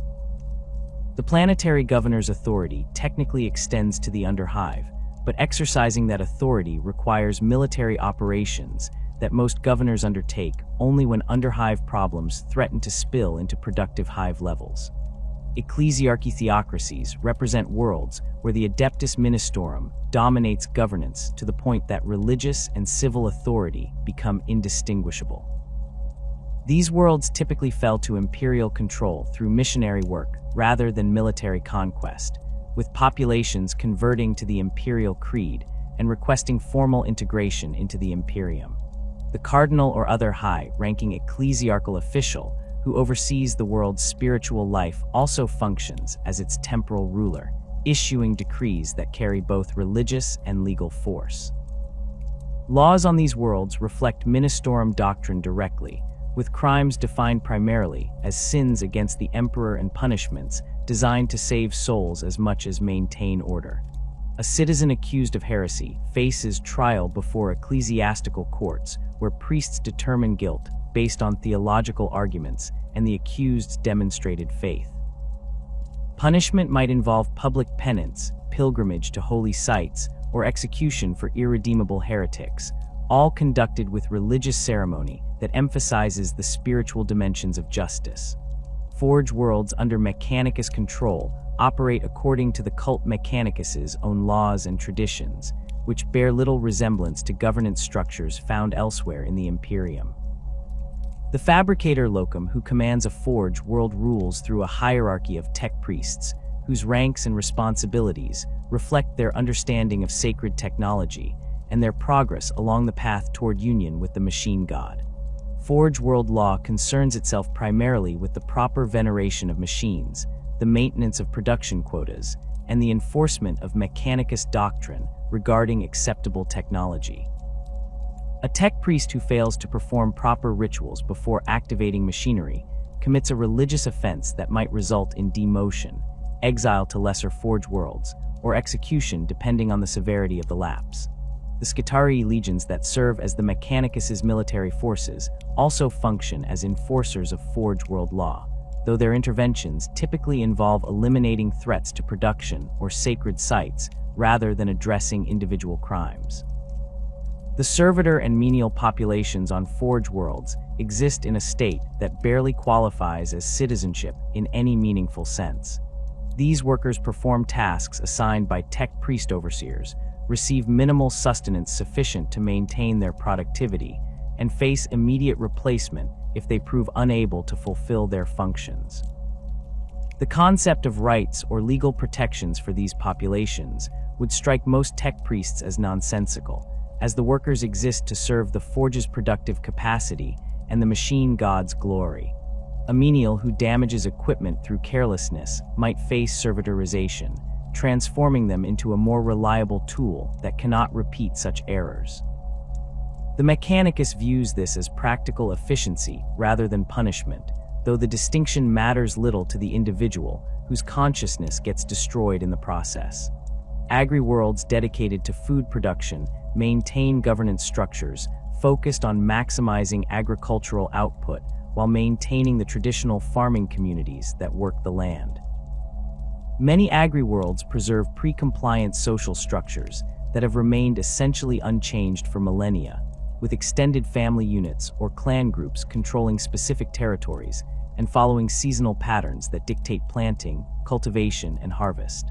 The planetary governor's authority manifests primarily during tithe collection, when administratum officials arrive to assess production and transport the required portion of the harvest off-world. Between these visits, local communities govern themselves according to customs that might include elected councils, hereditary chieftains, or rotating leadership based on demonstrated agricultural expertise. Disputes between farming communities over water rights, boundary lines, or other matters get resolved through traditional mechanisms that might involve mediation by respected elders, appeals to religious authorities, or in some cases ritualized combat between champions representing the disputing parties. Mining worlds and resource extraction, colonies operate under harsh regimes where productivity concerns override most other considerations. The populations of these worlds typically consist of indentured workers, penal laborers, or individuals who have few other options for employment. Governance structures reflect this reality, with overseers appointed by off-world mining corporations or the administratum itself exercising near absolute authority over worker populations. Safety regulations exist primarily to prevent disruptions to production rather than protect worker welfare. A mining accident that kills dozens of workers but does not damage essential equipment might generate no official response beyond recruiting replacements. The same accident that damages valuable extraction machinery triggers investigations, punishment of whoever bears responsibility, and implementation of new procedures to prevent similar damage in the future. The authority of planetary governors encompasses everything occurring within their domains that does not fall under the direct jurisdiction of other imperial institutions. A governor commands planetary defense forces, collects local taxes to fund governmental operations, maintains infrastructure, administers justice according to local law codes, and manages relationships with various imperial organizations operating on their world. This authority extends to life and death, as governors can order executions, conscript populations for labor or military service, and implement policies that affect billions of lives. The only practical limits on gubernatorial power come from the need to maintain imperial compliance and avoid attracting unwanted attention from higher authorities. Planetary governors reach their positions through various mechanisms that reflect the Imperium's pragmatic approach to leadership selection. Hereditary succession remains common, particularly on worlds with established noble houses or ruling dynasties. A governor's heir inherits not merely a title, but the complex web of relationships with local power structures, imperial institutions, and neighboring systems that makes effective governance possible. These hereditary transitions occur smoothly when the heir has been properly prepared for their role, receiving education in administration, military affairs, and the delicate art of managing imperial obligations while maintaining local support. Succession crises emerge when heirs prove incompetent, when multiple claimants dispute inheritance rights, or when the previous governor dies without clear succession arrangements. Such crises can destabilize entire systems, requiring administratum intervention to install new leadership and restore order. The administratum directly appoints governors on worlds where hereditary succession proves impractical, or where previous leadership failed so catastrophically that breaking dynastic continuity becomes necessary. These appointments typically involve senior administratum officials, individuals who have demonstrated competence managing imperial bureaucracy and possess the political connections necessary to navigate the complex relationships between different imperial institutions. An administratum-appointed governor arrives with authority backed by Terra itself, though they often lack the local knowledge and established relationships that hereditary governors inherit. These officials must quickly build power bases, identify reliable subordinates, and learn enough about local conditions to govern effectively while meeting imperial expectations. Military conquest creates governors through the brutal logic of successful warfare. An imperial guard commander who leads the reconquest of a rebellious world or brings a newly discovered human civilization into imperial compliance might receive appointment as planetary governor as reward for their service and recognition that they possess the force necessary to maintain control.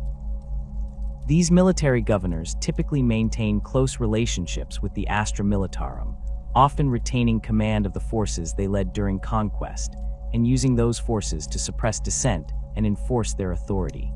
Worlds governed by military commanders often develop martial cultures where military service provides the primary path to social advancement, and where civilian governance takes on characteristics of military administration. Rogue traders occasionally establish themselves as governors of worlds they discover and claim for the Imperium, using their warrants of trade as legal foundation for their authority. These arrangements create unusual governance situations, where the governor operates with substantial independence from normal imperial oversight, answering primarily to their own judgment and the terms of their ancient warrants. Rogue trader governors typically focus on developing their world's economic potential, establishing trade relationships that benefit their commercial enterprises while meeting minimum imperial obligations. The administratum tolerates these arrangements because rogue traders bring worlds into imperial control that might otherwise remain undiscovered, and because attempting to override warrants of trade creates legal complications that the administratum prefers to avoid. The removal of planetary governors occurs through several mechanisms, ranging from formal administratum proceedings to violent overthrow. A governor who fails to meet tithe obligations, permits heresy to spread unchecked, or otherwise violates imperial mandates faces investigation by administratum officials who assess whether the failures result from incompetence, corruption, or circumstances beyond the governor's control. Investigations might take years, with teams of assessors examining records, interviewing officials, and preparing reports that work their way through layers of administratum bureaucracy before reaching officials with authority to order a governor's removal. A governor found guilty of serious failures faces execution, with the administratum appointing a replacement and typically increasing the world's tithe grade as punishment for the previous administration's inadequacy. More immediate removal occurs when the Arbites or Inquisition determine that a governor poses a direct threat to imperial interests. An Arbites judge investigating corruption who discovers that a planetary governor actively participates in tithe fraud can order the governor's arrest and execution without waiting for administratum approval. An inquisitor who identifies a governor as a heretic or chaos cultist eliminates the threat through whatever means prove necessary, from assassination to full military intervention. These removals happen suddenly, with the offending governor dead and a replacement installed before most of the planetary population realizes what occurred. Rebellious populations occasionally overthrow their governors through violence, creating situations where the Imperium must decide whether to restore the previous leadership or accept the new regime. If the rebellion resulted from the governor's tyranny or incompetence, and if the new leadership demonstrates willingness to meet imperial obligations, the Administratum might simply recognize the new government and move on. If the rebellion appears motivated by heresy, chaos corruption, or rejection of imperial authority, the Astra Militarum receives orders to suppress the uprising and install new leadership loyal to the Imperium. These decisions depend on assessments of local conditions, the strategic importance of the world in question, and the availability of military forces to conduct suppression operations if necessary. Conflicts between planetary law and the Lex Imperialis occur regularly throughout the Imperium, creating situations that require careful navigation by governors, arbites judges, and other imperial officials. A world might maintain cultural practices that technically violate imperial law but have persisted for millennia and form fundamental parts of local identity. The Imperium's response to such conflicts depends on the severity of the violation and its practical impact on imperial interests. Minor deviations from imperial norms that do not threaten tithe collection, enable heresy, or undermine imperial authority might receive tolerance, with officials recognizing that attempting to eliminate every local custom that conflicts with imperial law would require resources the Imperium cannot spare. More serious conflicts demand intervention. The world of Sabulor maintained traditions of ritual combat that involved the sacrifice of prisoners to local deities, practices that predated imperial contact by thousands of years. When missionaries from the ecclesiarchy discovered these traditions, they declared them heretical violations of the imperial creed. The planetary governor argued that the rituals served important social functions, and that the deities involved represented local interpretations of the emperor rather than false gods. The ecclesiarchy rejected these arguments, and when the governor refused to suppress the rituals, the arbites intervened. The governor faced execution for permitting heresy, and the new administration implemented a comprehensive program to eliminate the traditional practices and replace them with approved forms of emperor worship. Resistance from the population led to riots that required Astra Militarum intervention, with thousands dying before the world accepted the new religious order. The Forge world of Zhao Arc had developed manufacturing techniques that produced weapons exceeding standard Imperial Guard specifications, incorporating innovations that the local tech priests considered minor improvements on existing designs. When Mechanicus inspectors from Mars examined these weapons, they declared the innovations constituted techno-heresy and demanded the immediate cessation of production. The fabricator locum governing Zhao Arc had argued that the modifications improved weapon performance without violating fundamental Mechanicus principles, but Mars rejected this defense. The resulting dispute escalated to involve the fabricator general and the Administratum, as Zhao Arcad's weapons had been distributed to guard regiments across an entire segmentum. The final resolution required Zhao Arcad to destroy all existing examples of the modified weapons, purge the tech priests responsible for the innovations, and submit to direct Martian oversight of all future production. The incident demonstrated that even Forge worlds with substantial autonomy must conform to Mechanicus doctrine as interpreted by Mars, regardless of local preferences or practical considerations. Newly discovered human civilizations brought into imperial compliance face particular challenges adapting their existing legal systems to imperial requirements. These worlds might have developed sophisticated governmental structures during their isolation, with laws and customs that served their populations effectively for millennia. The Imperium does not automatically sweep away these systems, but it demands modifications that ensure compliance with imperial mandates. A world that practiced democracy might continue electing local officials, but those officials must acknowledge that ultimate authority rests with the planetary governor appointed by or confirmed by the Administratum. A world with strong traditions of personal freedom must accept that certain freedoms end where imperial law begins, that psychers will be surrendered to the black ships, that tithes will be paid regardless of local economic preferences, and that heresy will be suppressed without regard for historical religious practices. The process of bringing a world's laws into compliance with the Lex Imperialis typically involves negotiations between local leadership and imperial representatives, with the Administratum providing guidance about which local practices must change and which can continue.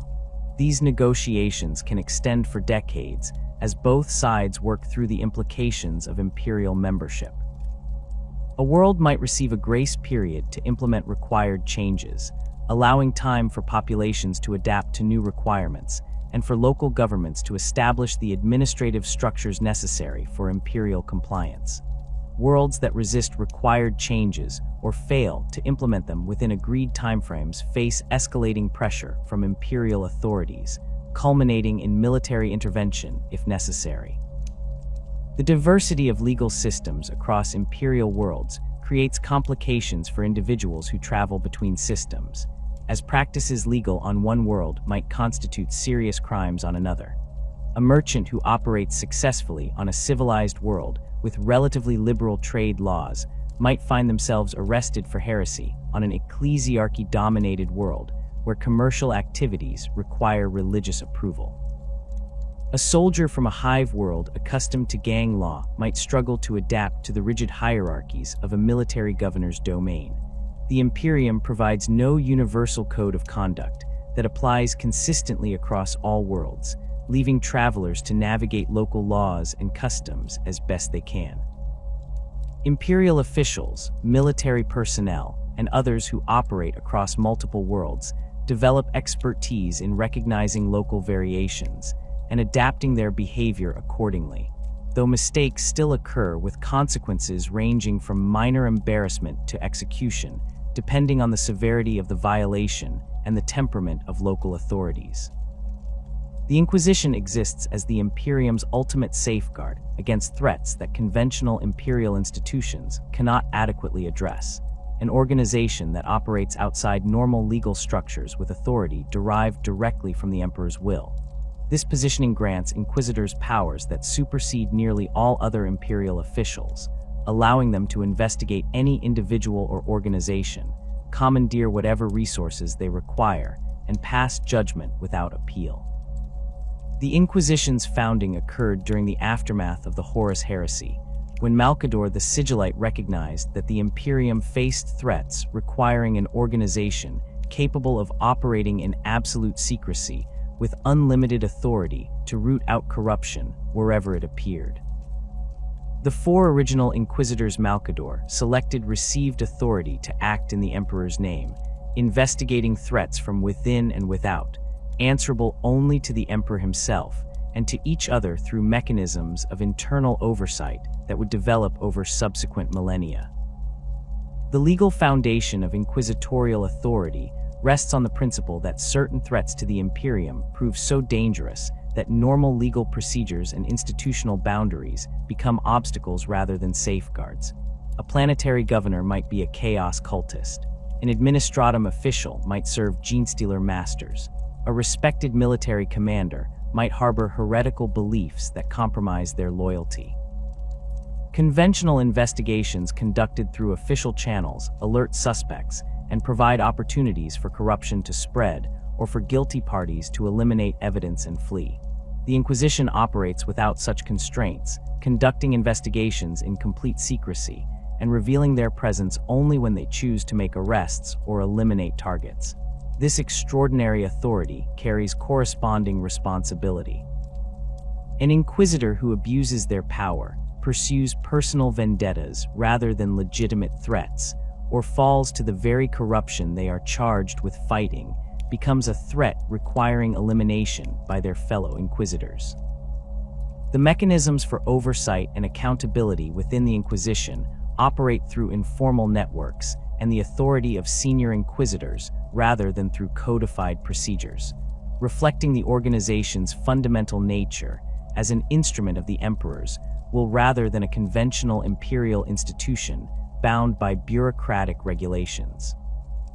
The Inquisition divides its efforts among three major ordos, each specializing in particular categories of threats while maintaining flexibility to address whatever dangers emerge. The Ordo Malleus focuses on demonic incursions and chaos corruption, investigating reports of warp phenomena, suspected demon worship, and situations where the barrier between real space and the immaterium shows signs of weakening. Inquisitors of the Ordo Malleus maintain extensive knowledge of demonic hierarchies, chaos rituals, and the methods by which the ruinous powers corrupt human populations. They work closely with the Grey Knights, the chamber militant of the Ordo Malleus, and the Imperium's most specialized anti-demon force. These Space Marines undergo psycho-conditioning and genetic modifications that make them resistant to chaos corruption, allowing them to confront greater demons and chaos sorcerers that would overwhelm conventional forces. An Ordo Malleus investigation typically begins with reports of unusual phenomena that suggest warp involvement. Populations experiencing mass hallucinations, localized reality distortions, unexplained disappearances, or other signs of warp contamination trigger inquisitorial interest. The investigating inquisitor employs acolytes and agents to gather information while maintaining their own anonymity, building a picture of the situation before revealing their presence. If evidence confirms demonic activity, the inquisitor mobilizes whatever forces prove necessary to contain and eliminate the threat. A minor demon incursion might require only the inquisitor's personal retinue, supported by local arbites or military forces. Larger incursions demand Grey Knights' intervention, with entire brotherhoods deploying to banish greater demons and purge corrupted populations. The Ordo Malleus maintains fortress monasteries on various worlds throughout the Imperium, secure facilities where inquisitors study captured chaos artifacts, interrogate demon worshippers, and maintain archives of demonic lore.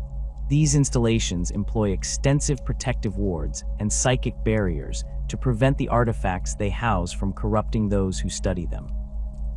Access to these facilities remains strictly controlled, with even other inquisitors requiring authorization from senior Ordo Malleus members before entering. The knowledge contained within these archives proves simultaneously invaluable for understanding chaos threats and incredibly dangerous to anyone exposed to it without proper mental conditioning and spiritual protection. The Ordo Hereticus concerns itself with threats emerging from within imperial society, investigating heretical movements, rogue psychers, corrupt officials, and deviations from approved imperial doctrine. While the Ordo Malleus addresses supernatural threats from the warp, the Ordo Hereticus deals with human failings and the countless ways that imperial citizens might betray the emperor through weakness, ambition, or misguided belief. Inquisitors of the Ordo Hereticus work extensively with the ecclesiarchy, as many investigations involve religious deviations or the corruption of imperial faith. The Adeptus Sororitas serve as the chamber militant of the Ordo Hereticus, providing military forces fanatically devoted to the emperor and incorruptible in their faith. Ordo Hereticus investigations range from examining individual suspected heretics to infiltrating entire planetary governments. An inquisitor might spend years building a case against a corrupt cardinal who has twisted ecclesiarchal doctrine to serve personal ambitions, gathering evidence while maintaining false identities, and using agents to observe the target without alerting them to the investigation. Other investigations move rapidly, with the inquisitor arriving on a world, conducting interrogations, and passing judgment within days when situations demand immediate action. The Ordo Hereticus maintains particular vigilance regarding the ecclesiarchy itself, as the organization's power and influence throughout the Imperium means that corruption within the Ministorum poses exceptional dangers. The Sisters of Battle provide the Ordo Hereticus with military forces whose faith and dedication match their combat capabilities. When an inquisitor requires forces to assault a heretical stronghold, purge a corrupted shrine, or eliminate a rogue preacher and their followers, the sisters respond with flamer and bolter, burning away heresy and executing the guilty without hesitation or mercy. The relationship between the Ordo Hereticus and the Adeptus Sororitas involves complex dynamics, as the sisters maintain their own hierarchy and traditions while serving as the Ordo's chamber militant. An inquisitor can request sisters' support, but the canoness commanding the responding force maintains authority over her warriors and can refuse requests she judges inappropriate or contrary to the Emperor's will. The Ordo Xenos specializes in alien threats, investigating Xenos infiltration, studying alien technology and biology, and coordinating responses to Xenos incursions. Inquisitors of the Ordo Xenos maintain extensive knowledge of various alien species, including their capabilities, tactics, and the specific dangers each species poses to humanity. The Death Watch serves as the chamber militant of the Ordo Xenos, space marines drawn from various chapters who undergo specialized training in combating alien threats. These warriors operate in kill teams, small units equipped and trained to eliminate specific Xenos targets, ranging from Genestealer patriarchs to Eldar farseers to Orc warbosses. Ordo Xenos investigations address threats as diverse as the galaxy's alien species.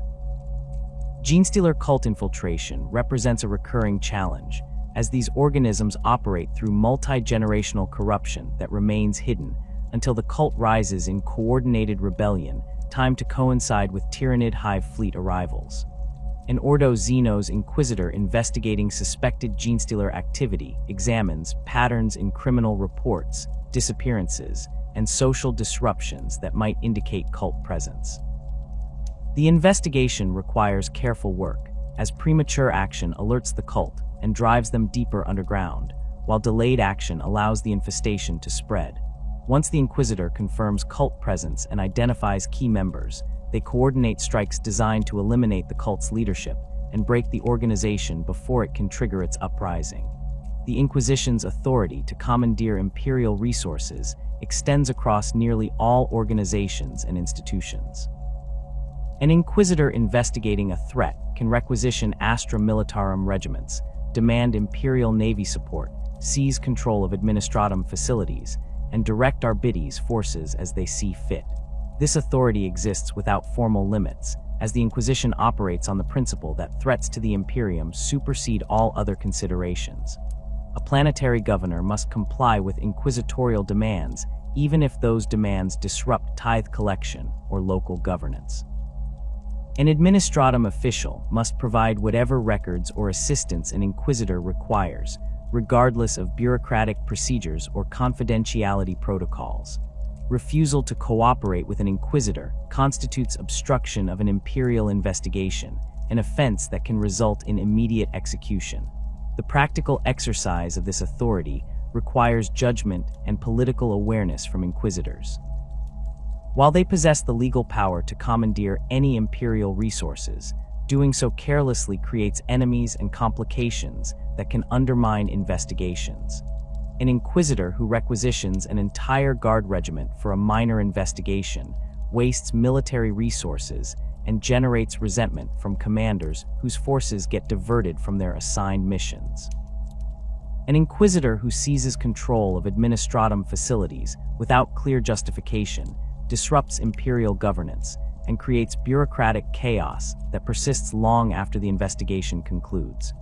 Experienced Inquisitors request only what they genuinely require and maintain working relationships with other imperial institutions, recognizing that cooperation serves investigations better than heavy-handed assertions of authority. The question of inquisitorial authority over Space Marine chapter masters represents one of the most complex and contested areas of imperial law. The Inquisition theoretically possesses authority over all imperial subjects, which would include Space Marines. However, the Adeptus Astartes maintain substantial autonomy based on their origins as the Emperor's own creations and their role as humanity's ultimate warriors. A chapter master commands warriors whose loyalty runs to the Emperor, their Primarch's legacy, and their chapter's traditions. These commanders do not answer to the High Lords of Terra in the same way as other imperial military forces, and they resist inquisitorial authority that attempts to treat them as subordinates.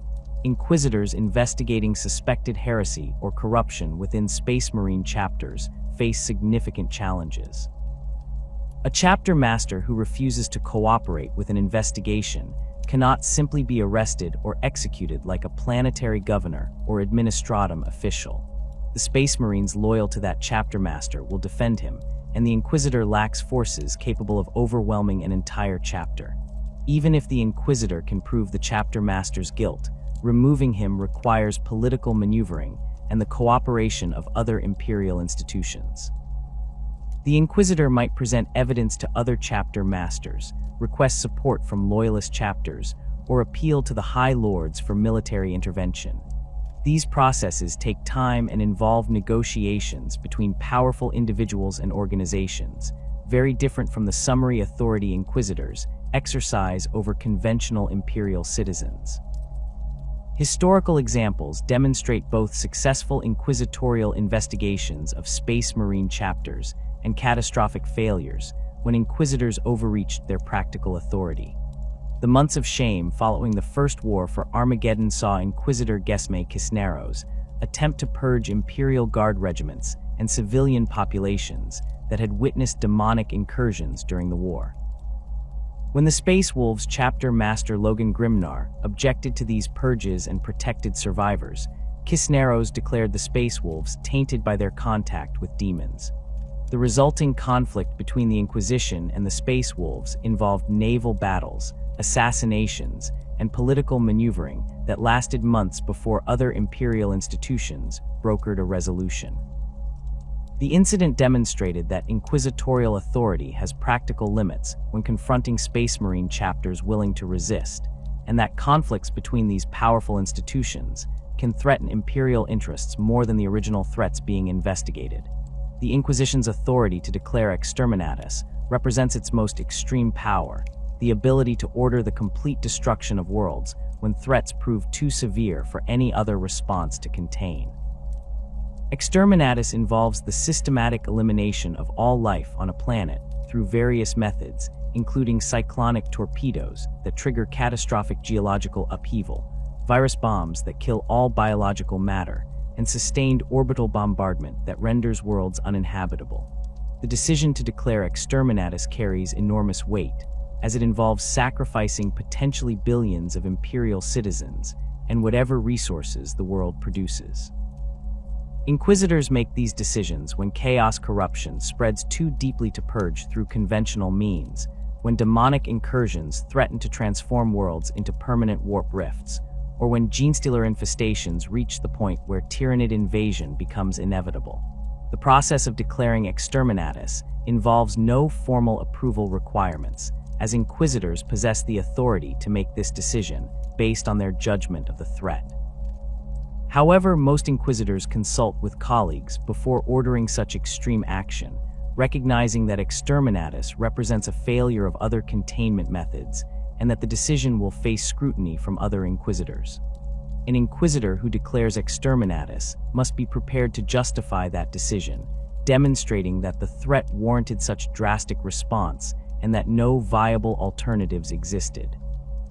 Inquisitors who employ exterminatus carelessly or for insufficient reasons face investigation by their peers and potential censure or execution if their judgment proves faulty. The internal oversight mechanisms within the Inquisition operate through informal networks and the authority of senior Inquisitors rather than codified procedures. Inquisitors maintain contact with their colleagues through various means, including astropathic communication, periodic conclaves, and networks of agents who report on inquisitorial activities throughout their regions. When an Inquisitor's behavior raises concerns among their peers, whether through excessive use of exterminatus, corruption, pursuit of personal vendettas, or other failures, other Inquisitors begin investigating. These internal investigations proceed with the same secrecy and thoroughness as investigations of external threats, as a corrupt Inquisitor possesses all the resources and knowledge necessary to evade conventional oversight. Inquisitorial conclaves serve multiple functions, including coordination of major investigations, resolution of disputes between inquisitors, and judgment of inquisitors accused of corruption or failure. These gatherings bring together inquisitors from across sectors or even segmentums to discuss threats, share intelligence, and make collective decisions about matters requiring coordinated responses. A conclave might coordinate a sector-wide investigation of a chaos cult with cells on multiple worlds, assign responsibility for investigating emerging threats, or judge an inquisitor accused of heresy. The authority of conclaves derives from the collective judgment of experienced inquisitors rather than any formal legal structure, and their decisions carry weight because participants recognize the necessity of internal discipline for maintaining the Inquisition's effectiveness and legitimacy. The process of declaring an inquisitor excommunicate traitoris represents the Inquisition's ultimate internal sanction, a formal declaration that the accused has betrayed the emperor and must be eliminated.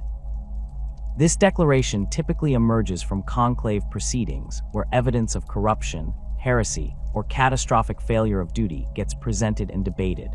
Inquisitors accused of such failures receive opportunities to defend themselves, presenting evidence and arguments to their peers. The judgment of whether to declare an inquisitor excommunicate traitoris rests with the assembled inquisitors, who vote based on the evidence presented and their assessment of the accused's guilt. An inquisitor declared excommunicate traitoris becomes a target for elimination by their former colleagues, hunted across the Imperium by other inquisitors who possess intimate knowledge of inquisitorial methods and resources. These hunts can extend for years or even decades, as rogue inquisitors employ all their training and connections to evade capture. The pursuing inquisitors must operate carefully, as a rogue inquisitor retains all their authority until they are confirmed dead or captured, meaning they can still commandeer imperial resources and operate openly if they choose to do so. The resolution of these hunts typically involves the rogue inquisitor's death, though some are captured and subjected to extensive interrogation before execution to identify any corruption they spread and eliminate their networks of agents and allies.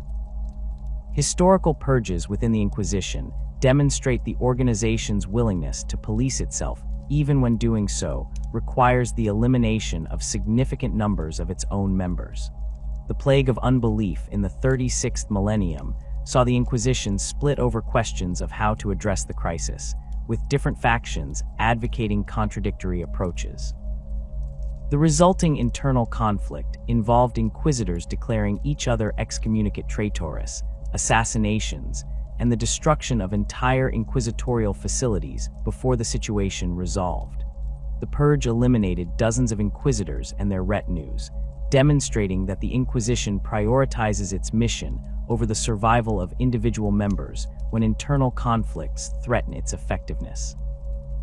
The relationship between the Inquisition and the ecclesiarchy involves both cooperation and tension, as both organizations claim authority over matters of faith and heresy.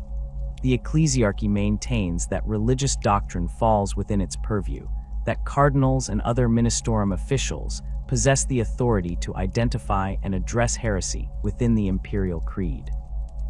The Inquisition, particularly the Ordo Hereticus, investigates heresy as a threat to the Imperium that requires their specialized expertise and authority. These overlapping jurisdictions create situations where inquisitors and ecclesiarchal officials compete for control of investigations or disagree about whether specific beliefs or practices constitute heresy requiring suppression.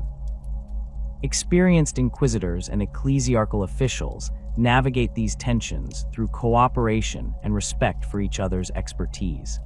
An inquisitor investigating suspected heresy typically consults with local ecclesiarchy representatives, seeking their knowledge of religious doctrine and their assessment of whether specific practices violate the imperial creed. Similarly, cardinals facing religious movements they cannot address through conventional ministorum channels request inquisitorial assistance, recognizing that some heresies require the Inquisition's specialized capabilities to eliminate. This cooperation breaks down when either party overreaches, with inquisitors sometimes declaring practices heretical that the ecclesiarchy considers acceptable variations in worship, or with ecclesiarchal officials attempting to suppress legitimate inquisitorial investigations through appeals to religious authority. The Inquisition's methods of investigation employ every tool available to the Imperium, from mundane detective work to esoteric techniques involving psychic interrogation and technological analysis.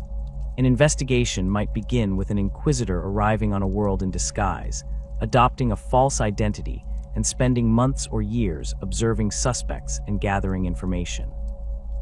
The inquisitor employs networks of informants, acolytes who conduct surveillance and gather intelligence while maintaining their own cover identities.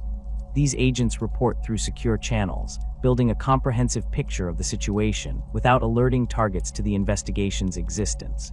When the time comes for direct action, inquisitors reveal themselves and employ their full authority to arrest suspects, seize evidence, and eliminate threats. Interrogations employ techniques ranging from conventional questioning to chemical interrogation, psychic probing, and physical torture when subjects refuse to cooperate.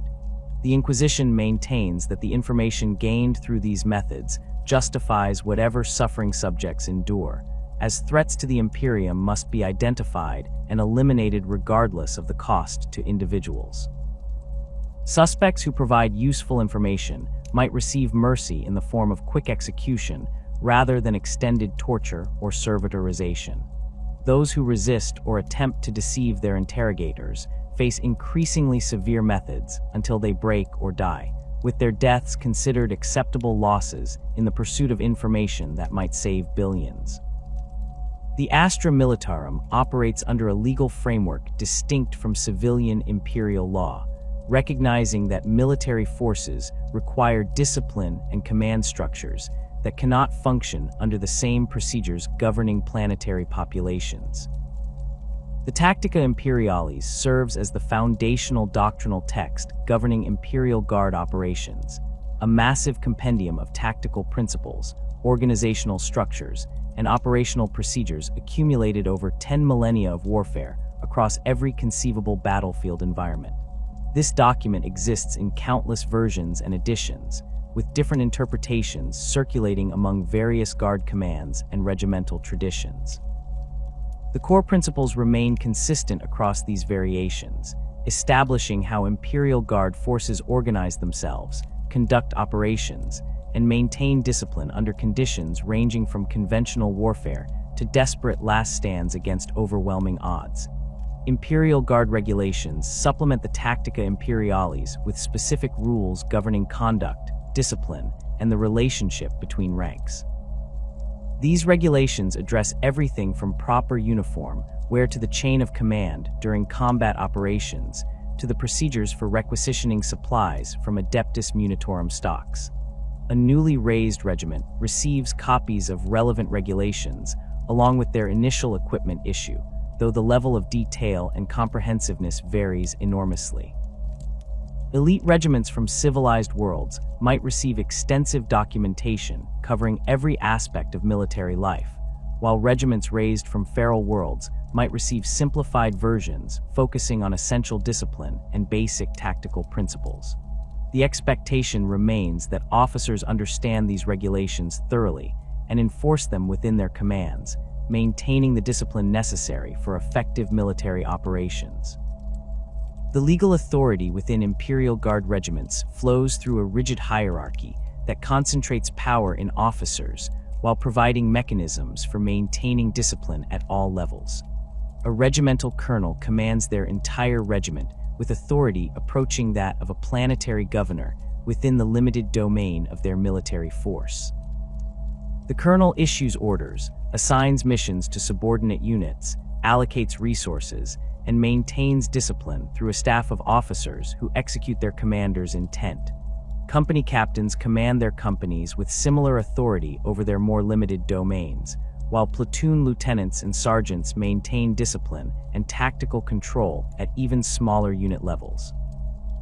This hierarchical structure ensures that orders flow downward efficiently and that every soldier understands their place within the chain of command. The commissariat exists as a separate authority structure that operates alongside the normal military hierarchy, maintaining discipline and ideological purity through methods that conventional officers cannot employ. Commissars receive their training at the Schola Progenium, the same institutions that produce many arbites, adeptus sororitas, and other imperial servants. The commissariat's training emphasizes absolute loyalty to the emperor, unwavering dedication to duty, and the psychological fortitude necessary to make decisions that result in the deaths of soldiers under their nominal protection. A commissar assigned to a regiment does not answer to the regimental colonel, though effective commissars maintain working relationships with regimental command that allow coordination without undermining either party's authority. The commissar's primary function involves preventing cowardice, desertion, and heresy within Imperial Guard ranks. A commissar observes their assigned regiment during combat operations, watching for signs that units might break under pressure. Soldiers who flee from the enemy, refuse orders, or demonstrate behavior suggesting they might compromise the regiment's combat effectiveness face immediate judgment from the commissar. The summary execution authority granted to commissars permits them to shoot soldiers on the spot without trial or investigation when circumstances demand such action. A commissar who witnesses a soldier abandoning their position during an enemy assault draws their bolt pistol and executes the coward before their squad mates. The crack of the bolt round and the explosive decompression of the soldier's head serving as immediate reminder to others of what awaits those who fail in their duty. This authority extends beyond individual executions to include decimation when entire units demonstrate cowardice or fail catastrophically in their assigned missions. A company that breaks and flees from an enemy assault might face decimation, with the commissar ordering every 10th soldier executed regardless of their individual conduct during the retreat. The surviving soldiers watch as their comrades die, understanding that collective failure results in collective punishment and that their survival depends on the unit maintaining cohesion under fire. Decimation serves both punitive and practical purposes, eliminating the weakest soldiers while terrorizing survivors into compliance. The practice generates hatred toward commissars among common soldiers, who view these political officers as executioners more concerned with enforcing discipline than winning battles. The balance between maintaining discipline through fear and preserving morale represents the central challenge facing commissars throughout their service. A commissar who executes too freely creates a regiment that fears its own officers more than the enemy, undermining combat effectiveness and potentially triggering mutinies when soldiers conclude they face death regardless of their actions. A commissar who hesitates to execute when circumstances demand it allows cowardice to spread, with soldiers learning that orders can be disobeyed without consequence. Experienced commissars develop judgment regarding when execution serves the regiment's interests and when other methods of maintaining discipline prove more effective. A veteran commissar might execute a single soldier pour, encourager less orders, making an example that prevents wider collapse without decimating units unnecessarily. Commissars also serve as ideological instructors, delivering speeches before battles that emphasize the emperor's divinity, the righteousness of the imperial cause, and the honor of dying in service to humanity. These addresses employ rhetoric designed to inspire soldiers facing horrific combat conditions, reminding them that their sacrifice serves purposes beyond simple survival. A commissar addressing soldiers preparing to assault a fortified position might speak of the billions depending on their success, the emperor's watchful gaze, and the eternal glory awaiting those who fall in battle.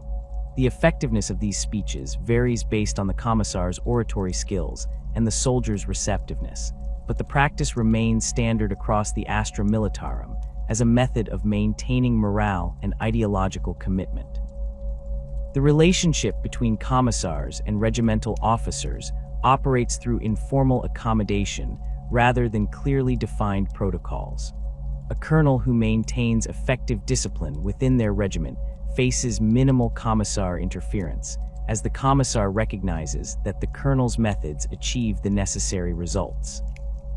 A colonel whose regiment shows signs of declining discipline or ideological weakness finds the commissar taking increasingly active roles in enforcement, potentially undermining the colonel's authority if the situation deteriorates sufficiently.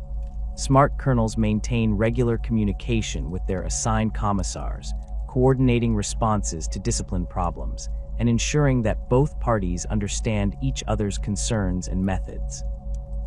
Conflicts between commissars and regimental command occur when officers view commissar methods as counterproductive, or when commissars conclude that officers have grown too lenient with their soldiers. A colonel who objects to a commissar's execution of soldiers for minor infractions might attempt to restrict the commissar's access to troops or exclude them from command meetings. A commissar who views a colonel as insufficiently rigorous might report their concerns to higher commissariat authorities or take direct action by executing the colonel for dereliction of duty. These conflicts rarely end well for anyone involved, as they undermine unit cohesion and create divided loyalties among soldiers uncertain whether to follow their colonel or the commissar. The Adeptus Munitorum attempts to minimize such conflicts through careful assignment of commissars to regiments, matching commissar temperaments with regimental cultures when possible. Courts-martial procedures for Imperial Guard officers operate according to principles that recognize the difference between common soldiers and command staff. A guardsman accused of crimes faces summary judgment from their immediate superiors or from commissars, with minimal procedural protections and swift punishment. An officer accused of similar offenses receives more elaborate proceedings that acknowledge their position within the military hierarchy and the potential consequences of wrongful conviction. A lieutenant accused of cowardice during combat cannot simply be shot by a commissar without investigation, as the accusation might stem from misunderstanding tactical decisions or from personal conflicts rather than genuine dereliction of duty. The convening of a court-martial requires authorization from senior officers, typically regimental colonels or higher-ranking commanders, depending on the accused officer's rank and the severity of charges. A Lord Commander directing operations across an entire war zone maintains authority to convene courts-martial for any officer within their command, while Lord Militants commanding sector-level military forces can establish tribunals for the most serious cases involving senior officers.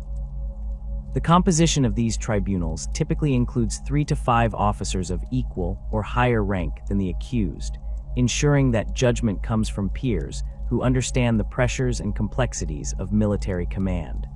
Courts-martial proceedings follow structured formats that provide accused officers opportunities to present defenses and call witnesses. The prosecution presents evidence of the alleged offense, which might include after-action reports, testimony from subordinates, recordings from Vox channels, or physical evidence from battlefield sites. The accused officer responds through their own testimony and by calling witnesses who can speak to their conduct and decision-making. The tribunal members question both prosecution and defense witnesses, examining evidence and deliberating before rendering judgment. These proceedings can extend for days or weeks, depending on the complexity of charges and the amount of evidence requiring examination. The standards applied during courts-martial reflect the realities of military command under combat conditions. Officers face judgment not for making mistakes, but for demonstrating cowardice, incompetence so severe it constitutes dereliction of duty, or criminal conduct that violates military law. A company captain whose tactical decisions result in heavy casualties might face criticism and removal from command, but not court-martial unless evidence suggests the decision stemmed from cowardice or criminal negligence. An officer who abandons their post during enemy assault, falsifies reports to conceal failures, or engages in conduct that undermines military discipline faces serious charges that can result in execution if proven. The punishments available to courts-martial range from reprimand and reduction in rank to execution, depending on the severity of offenses and the judgment of tribunal members. An officer found guilty of minor infractions might receive formal reprimand that becomes part of their service record, affecting future promotions and assignments without ending their career. More serious offenses result in reduction in rank, stripping the officer of their position and requiring them to rebuild their career from a lower starting point. Cashiering removes an officer from service entirely, discharging them from the Astra Militarum without honor. Execution remains reserved for the most serious offenses, including cowardice in the face of the enemy, treason, and criminal conduct that threatens the regiment's combat effectiveness or violates fundamental military law. Penal legions represent both punishment and potential redemption for soldiers and officers convicted of military crimes. Rather than simple execution, imperial military law permits the conscription of convicted criminals into specialized units that receive the most dangerous assignments in active war zones. These penal legions consist of convicts who have forfeited their rights and freedoms, serving under conditions that amount to delayed execution sentences. The legal process for conscription into penal legions begins with conviction by court-martial or summary judgment, followed by transfer to penal legion assembly points, where convicts receive minimal training and equipment before deployment to war zones requiring expendable troops. Penal legionnaires wear explosive collars that detonate if they attempt to flee or refuse orders, ensuring compliance through the certainty of immediate death for disobedience. These collars respond to signals from control units carried by penal legion officers and commissars, who maintain authority to execute individual legionnaires or entire squads at will. The psychological impact of wearing these collars proves nearly as effective as their physical function, as legionnaires understand that their lives continue only at the sufferance of their commanders, and that any attempt at escape or resistance results in decapitation by explosive charge.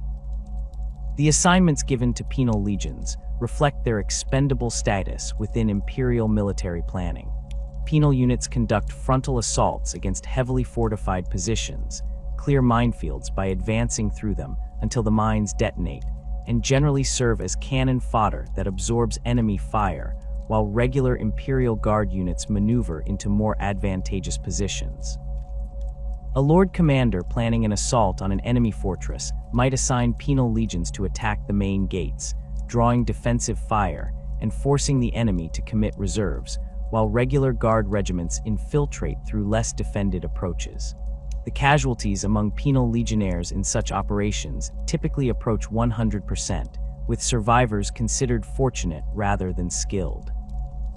The concept of redemption through penal legion service exists in imperial military law, though the practical application proves rare.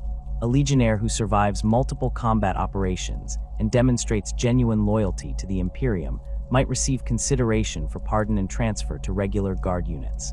The criteria for such redemption remain deliberately vague, allowing commanders to exercise discretion while maintaining the principle that exceptional service can wash away previous crimes. A legionnaire who captures an enemy position single-handedly, saves the lives of regular Guard soldiers, or otherwise distinguishes themselves through valor, might attract command attention and receive recommendation for pardon. Most legionnaires die long before accumulating sufficient service to warrant such consideration, making redemption a theoretical possibility that motivates some convicts while remaining practically unattainable for the vast majority. Penal battalions differ from penal legions in their composition and legal status, consisting of soldiers who committed lesser offenses or who come from worlds with traditions of atonement through military service. These units maintain more conventional military structure than penal legions, with officers and non-commissioned officers who earn their positions through competence rather than simply surviving longer than their peers. Penal battalions receive more thorough training and better equipment than penal legions, reflecting their status as punishment units rather than simple cannon fodder.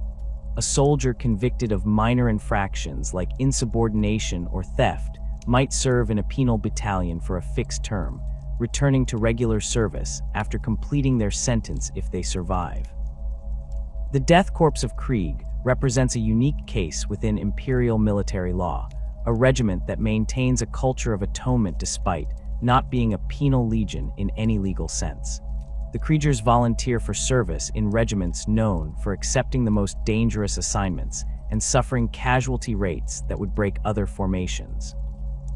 Their culture emphasizes sacrifice and redemption for the sins of their world's past, when Krieg rebelled against the Imperium during the Horus Heresy and required 500 years of brutal warfare to bring back into compliance. The Death Corps serves willingly rather than under compulsion, their soldiers seeking death in battle as a form of collective penance for their ancestors' betrayal. Imperial military law treats Death Corps regiments as standard guard formations despite their unusual cultural practices, recognizing that their effectiveness and loyalty outweigh any concerns about their morbid dedication to dying for the Emperor. The legal framework governing Imperial Guard discipline extends to the treatment of enemy prisoners and civilians in war zones. The Tactica Imperialis provides general guidance regarding the handling of captured enemy combatants, though specific procedures vary based on the nature of enemies encountered. Human rebels who surrender might receive interrogation, followed by execution or conscription into penal legions, depending on the information they provide and the judgment of guard commanders. Xenos prisoners typically face immediate execution, as the Imperium recognizes no obligation to provide mercy to alien species and views their continued existence as threats requiring elimination. Chaos cultists and traitors who have fallen to the ruinous powers receive no quarter, with standing orders requiring their immediate execution and the burning of their remains to prevent demonic corruption from spreading. Civilian populations in war zones exist in a legal gray area where Imperial Guard commanders exercise broad discretion regarding their treatment. Civilians who cooperate with Imperial forces and provide intelligence about enemy positions receive protection and minimal rations sufficient to prevent mass starvation. Those who resist Imperial authority, provide aid to enemies, or simply occupy territory that Imperial forces need for military purposes face forcible relocation, conscription into labor battalions, or execution if they prove too troublesome to manage. The Astra Militarum operates under the principle that military necessity supersedes civilian welfare, accepting massive civilian casualties as unfortunate but inevitable consequences of warfare. A guard commander who hesitates to bombard civilian population centers harboring enemy forces commits a failure of duty, as preserving civilian lives at the cost of military effectiveness violates fundamental Guard doctrine. The requisitioning authority granted to Imperial Guard commanders allows them to seize whatever resources their forces require from planetary populations, overriding local property rights and economic concerns. A regiment requiring food, ammunition, vehicles, or other supplies can demand these materials from local governments, or simply take them by force if cooperation proves insufficient. The legal justification for these requisitions rests on the principle that Imperial military operations serve the Emperor's will and therefore supersede any local interests or regulations. Planetary governors who object to Guard requisitions face removal if they persist in their resistance, as the Adeptus Munitorum maintains authority to override local officials when military necessity demands it. The interaction between Imperial Guard forces and Arbites jurisdiction creates situations requiring careful navigation by both military commanders and Arbites judges. A guardsman who commits crimes against local populations, while off-duty, falls under Arbites jurisdiction if the crimes violate Imperial law, though military commanders often resist surrendering their soldiers to civilian authorities. An Arbites judge investigating such crimes must balance the need to enforce Imperial law against the practical reality that alienating Guard commanders undermines cooperation necessary for maintaining order in war zones. Experienced judges and commanders develop working relationships that allow them to address criminal conduct without creating conflicts that damage both military effectiveness and law enforcement operations. The most serious military crimes involve collaboration with the enemy, whether through providing intelligence to hostile forces, sabotaging Imperial military operations, or actively fighting alongside enemies against Imperial forces. These offenses constitute treason under Imperial military law, warranting immediate execution upon discovery. A soldier suspected of such collaboration faces interrogation by commissars or military intelligence officers who employ whatever methods prove necessary to extract confessions and identify accomplices. The evidence standards for treason convictions during wartime prove minimal, as commanders recognize that prolonged investigations provide opportunities for traitors to cause additional damage. A soldier found with enemy communications equipment or observed providing information to hostile forces faces summary execution without elaborate trial proceedings, their death serving as warning to others while eliminating the immediate threat.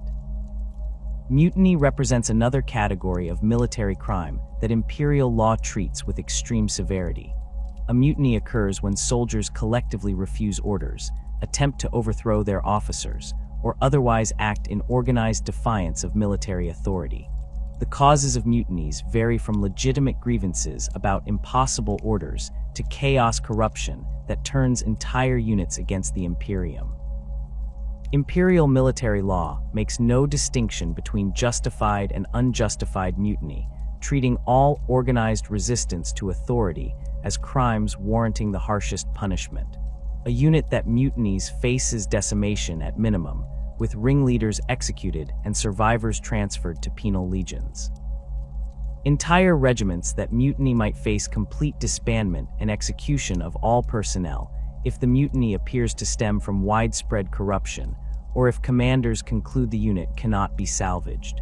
The suppression of mutinies requires swift and overwhelming response to prevent the rebellion from spreading to other units.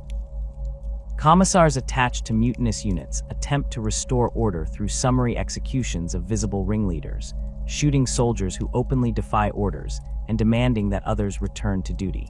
If commissar intervention fails to break the mutiny, loyal units receive orders to suppress the rebellion by force. The resulting combat between Imperial Guard formations proves particularly brutal, as soldiers trained to fight together instead turn their weapons on each other.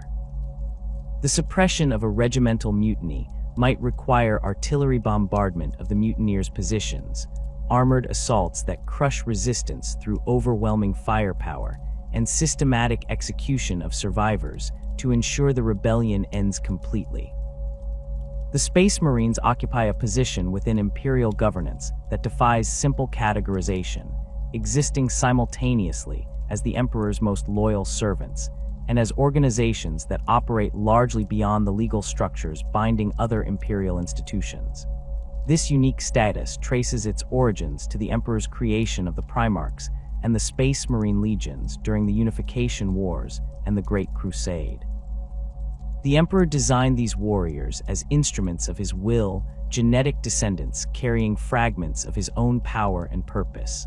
The Primarchs commanded their legions with authority derived directly from the Emperor himself, answering to no intermediary officials or bureaucratic hierarchies. This direct relationship established patterns of autonomy that persisted even after the Horus Heresy shattered the original legion structure and forced the Imperium to reorganize its most powerful military assets. The Codex Astartes, written by Robute Guilliman in the aftermath of the heresy, established the framework that governs most Space Marine chapters in the 41st millennium. This document divided the original legions into smaller chapters of approximately 1,000 warriors, limiting the power any single commander could wield while preserving the Space Marines' effectiveness as military forces.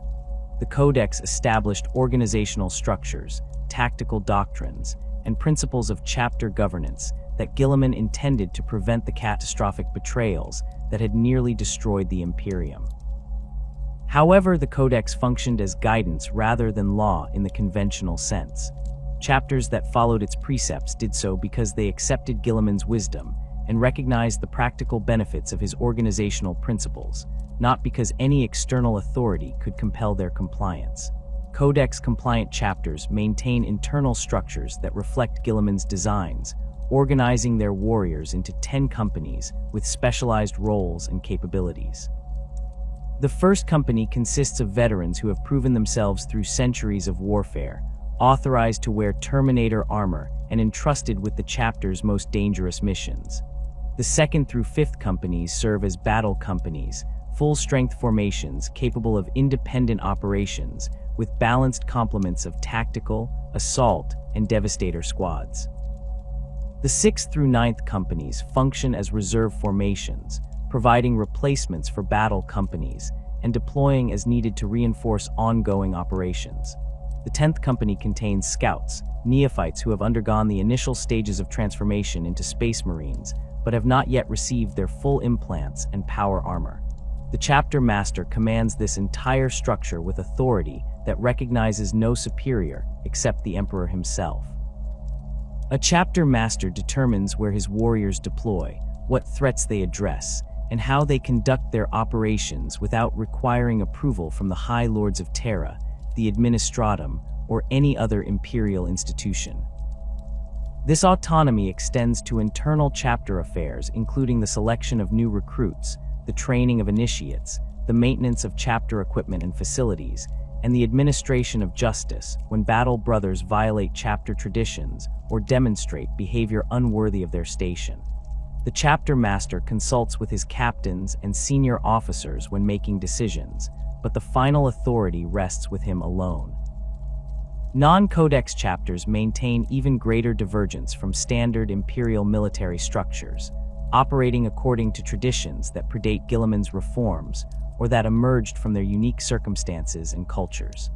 The Space Wolves of Fenris organize their chapter into great companies led by wolf lords who command forces ranging from several hundred to over 1,000 warriors, depending on recruitment success and combat losses.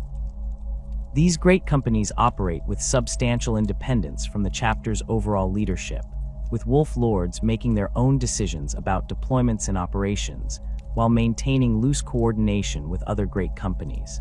The Space Wolves reject the Codex Astartes as an attempt to constrain their effectiveness, arguing that their methods proved their worth during the Great Crusade and require no modification to satisfy bureaucratic preferences.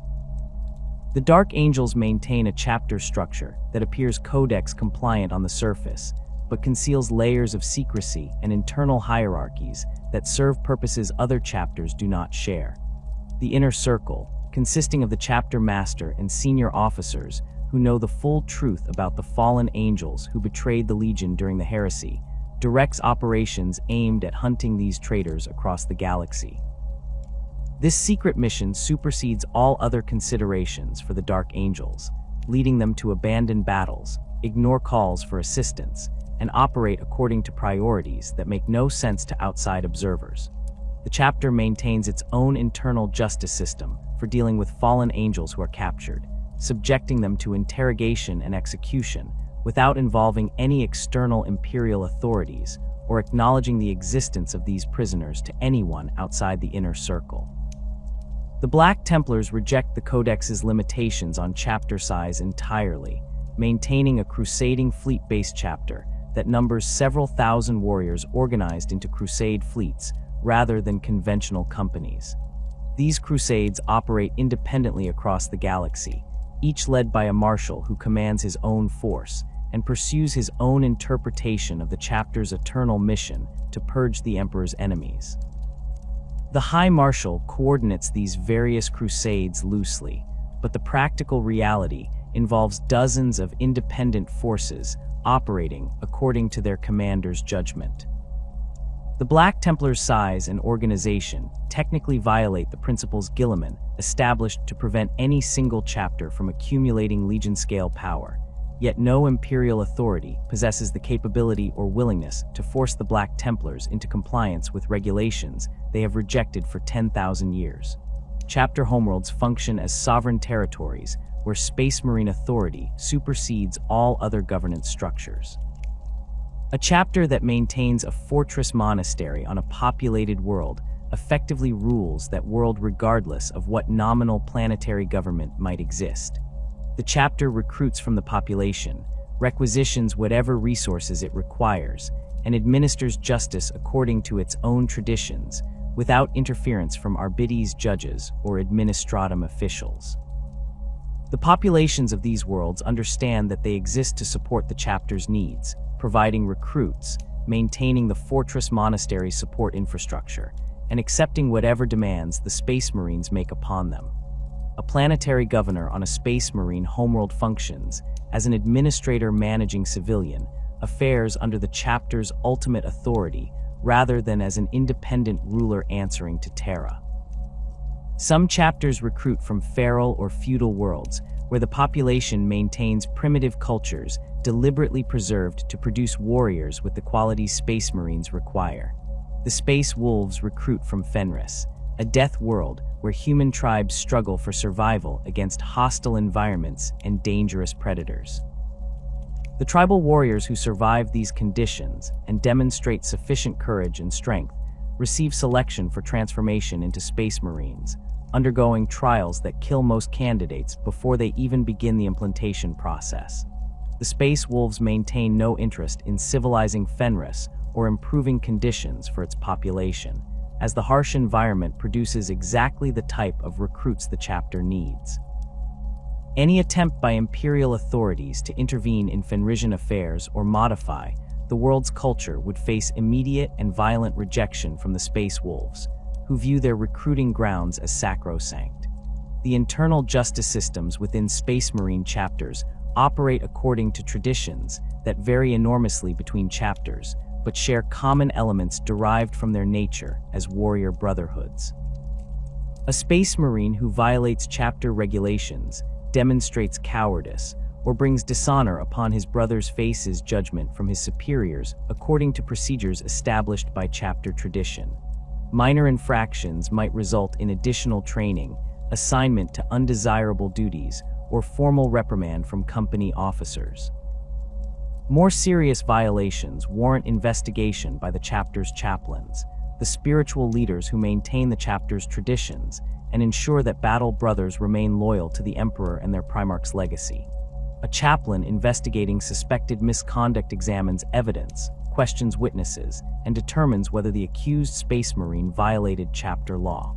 The standards applied during these investigations reflect the chapter's values and the severity of alleged offenses. A battle brother accused of tactical errors during combat receives evaluation of his decision-making and judgment, with chaplains determining whether mistakes stemmed from reasonable assessments under difficult circumstances or from negligence and incompetence. A Space Marine accused of cowardice faces intense scrutiny, as such charges strike at the core of what it means to be a Space Marine. The chaplain examines the circumstances of the alleged cowardice, considering factors including the tactical situation, the battle brother's previous record, and testimony from squad mates who witnessed his conduct. The punishments available to chapters range from corrective measures designed to restore a battle brother's honor to execution for irredeemable failures. A Space Marine found guilty of minor infractions might undergo additional combat training, serve in the chapter's scout company to relearn basic skills, or receive assignment to particularly dangerous missions where he can prove his worth through exemplary service. More serious offenses result in reduction in rank, stripping the offending Space Marine of any leadership positions and requiring him to rebuild his reputation from a lower status. Some chapters employ ritual humiliation as punishment, requiring guilty battle brothers to perform public penance before their brothers or undertake specific quests to restore their honor. The Death Company of the Blood Angels and their successor chapters represents a unique response to a genetic flaw that causes some battle brothers to lose themselves in visions of their Primarch Sanguinius's death. These afflicted Space Marines become lost in rage and bloodlust, reliving their Primarch's final moments during the Siege of Terra when Horus struck him down. The Blood Angels cannot cure this condition, and battle brothers who succumb to the Black Rage effectively die as individuals even as their bodies continue fighting. The chapter places these warriors in the Death Company, painting their armor black and deploying them in suicidal assaults where their uncontrollable fury can serve the chapter's purposes. This practice occupies a space between punishment and mercy, as the afflicted Space Marines no longer possess the capacity for reason or choice, yet the chapter honors their sacrifice by ensuring their final battles serve the Emperor. Execution remains the ultimate sanction for Space Marines who commit the most severe violations of chapter law. A battle brother who betrays his chapter, demonstrates corruption by chaos, or commits crimes so heinous that no redemption remains possible, faces death at the hands of his brothers. The method of execution varies by chapter tradition, with some employing firing squads of battle brothers who end their fallen comrade's life with bolter fire, while others conduct ritual executions that emphasize the spiritual significance of removing a corrupted member from the chapter. The Dark Angels maintain specialized interrogator chaplains who extract confessions from fallen angels before executing them, ensuring that the traitors acknowledge their sins before receiving the Emperor's judgment. Disputes between Space Marine chapters occur periodically throughout Imperial history, emerging from conflicting claims to recruiting grounds, disagreements over tactical decisions during joint operations, or ancient grudges that persist across millennia. These disputes exist entirely outside normal Imperial legal structures, as no external authority possesses the power to compel Space Marine compliance with arbitrated settlements. Chapters resolve their conflicts through direct negotiation between chapter masters, appeals to shared traditions and respect for Primarch legacies, or in extreme cases through limited combat that allows both sides to satisfy honor while avoiding the mutual destruction that full-scale chapter war would entail. The conflict between the Space Wolves and the Dark Angels exemplifies how inter-chapter disputes persist across thousands of years without resolution through external authority. This feud traces its origins to the Horus Heresy, when the Space Wolves destroyed the Thousand Suns Legion on Prospero, and the Dark Angels fought their own civil war against the Fallen. The exact causes of the ongoing animosity between these chapters remain unclear to outsiders, but ritualized combat between individual Space Wolves and Dark Angels occurs whenever forces from both chapters find themselves in proximity. These duels follow unwritten rules that prevent escalation into broader conflict, with champions from each chapter fighting to first blood or unconsciousness while their brothers observe. The Imperium's leadership accepts these contests as preferable to the alternative of two powerful chapters engaging in open warfare that would waste irreplaceable Space Marine lives. The limited circumstances under which Space Marines face accountability from external Imperial authorities reflect the practical and political realities of the Imperium's governance. The declaration of excommunicate traitoris represents the most severe sanction, a formal pronouncement that a chapter has betrayed the Emperor and must be destroyed. This declaration typically emerges from the High Lords of Terra after extensive investigation reveals that a chapter has fallen to chaos, engaged in systematic heresy, or committed acts so contrary to Imperial interests that their continued existence threatens the Imperium itself. The process of declaring a chapter excommunicate traitoris involves consultation with the Inquisition, examination of evidence by administratum officials, and political maneuvering among the High Lords as they balance the necessity of eliminating a corrupted chapter against the practical difficulties of doing so. Once declared excommunicate traitoris, a chapter becomes a target for elimination by loyalist Space Marine chapters, Astra Militarum forces, and any other Imperial military assets that can be brought to bear. The actual destruction of a Space Marine chapter requires enormous military resources, as even a corrupted chapter retains all the combat capabilities that make Space Marines the Imperium's most effective warriors. A chapter master who learns his chapter faces excommunicate traitoris declaration might choose to flee into the Eye of Terror or other regions beyond Imperial control, preserving his warriors while abandoning any pretense of loyalty to the Imperium. Other chapters choose to fight, forcing the Imperium to commit multiple loyalist chapters and substantial conventional forces to eliminate the threat. The Badab War in the late 41st millennium demonstrated both the process of declaring chapters excommunicate traitoris and the immense cost of enforcing such declarations. The conflict began when Luft Huron, chapter master of the Astral Claws, refused to provide gene seed tithes to the Adeptus Mechanicus and declared the Badab sector independent from Imperial authority. Huron's rebellion attracted support from several other chapters, including the Mantis Warriors, Executioners, and Lamenters, creating a coalition that controlled significant territory and military force. The High Lords declared these chapters excommunicate traitoris and dispatched loyalist chapters, including the Space Marines Malevolent, Fire Hawks, and Minotaurs, to suppress the rebellion. The resulting war lasted nearly a decade and consumed enormous resources as Space Marine fought Space Marine across multiple star systems. The Loyalist forces eventually prevailed through superior numbers and the defection of some rebel chapters who recognized their cause was lost, but the costs proved staggering.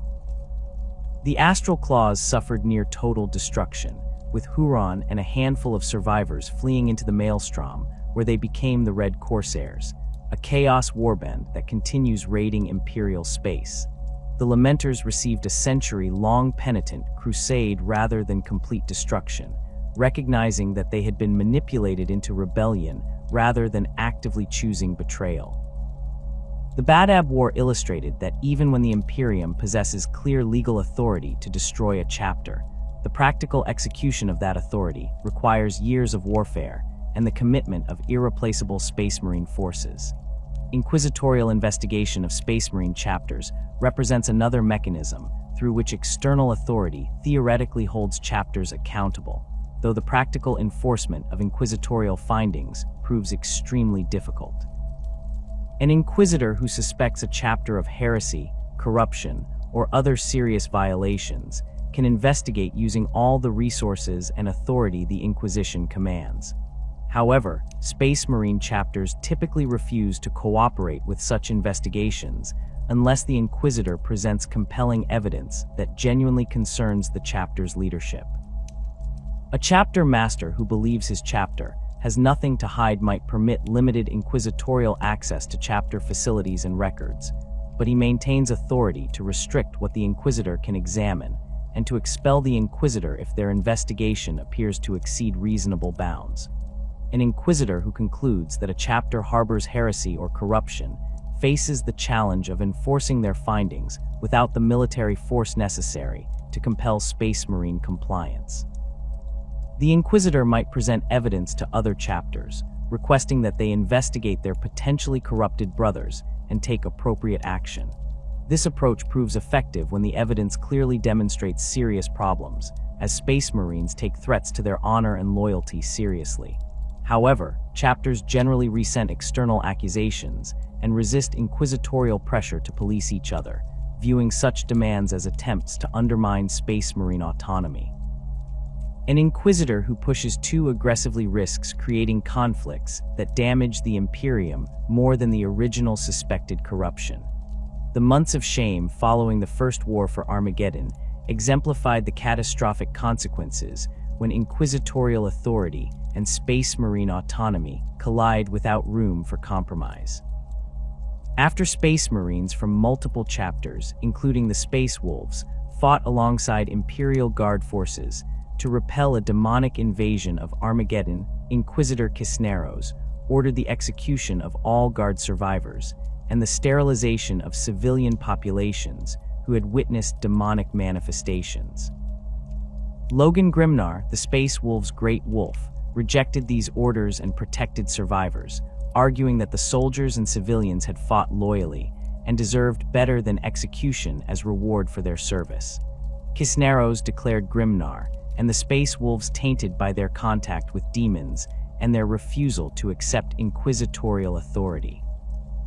The resulting conflict involved assassination attempts against Space Wolves' leadership, naval battles between inquisitorial vessels and Space Wolves' ships, and political maneuvering as both sides sought support from other Imperial institutions. The crisis escalated until it threatened to split the Imperium's military forces, with other Space Marine chapters forced to choose between supporting the Inquisition's authority or defending Space Marine autonomy against what they viewed as inquisitorial overreach. The conflict finally ended through negotiated settlement rather than military victory for either side, with both parties agreeing to cease hostilities while leaving fundamental questions about inquisitorial authority over Space Marines unresolved.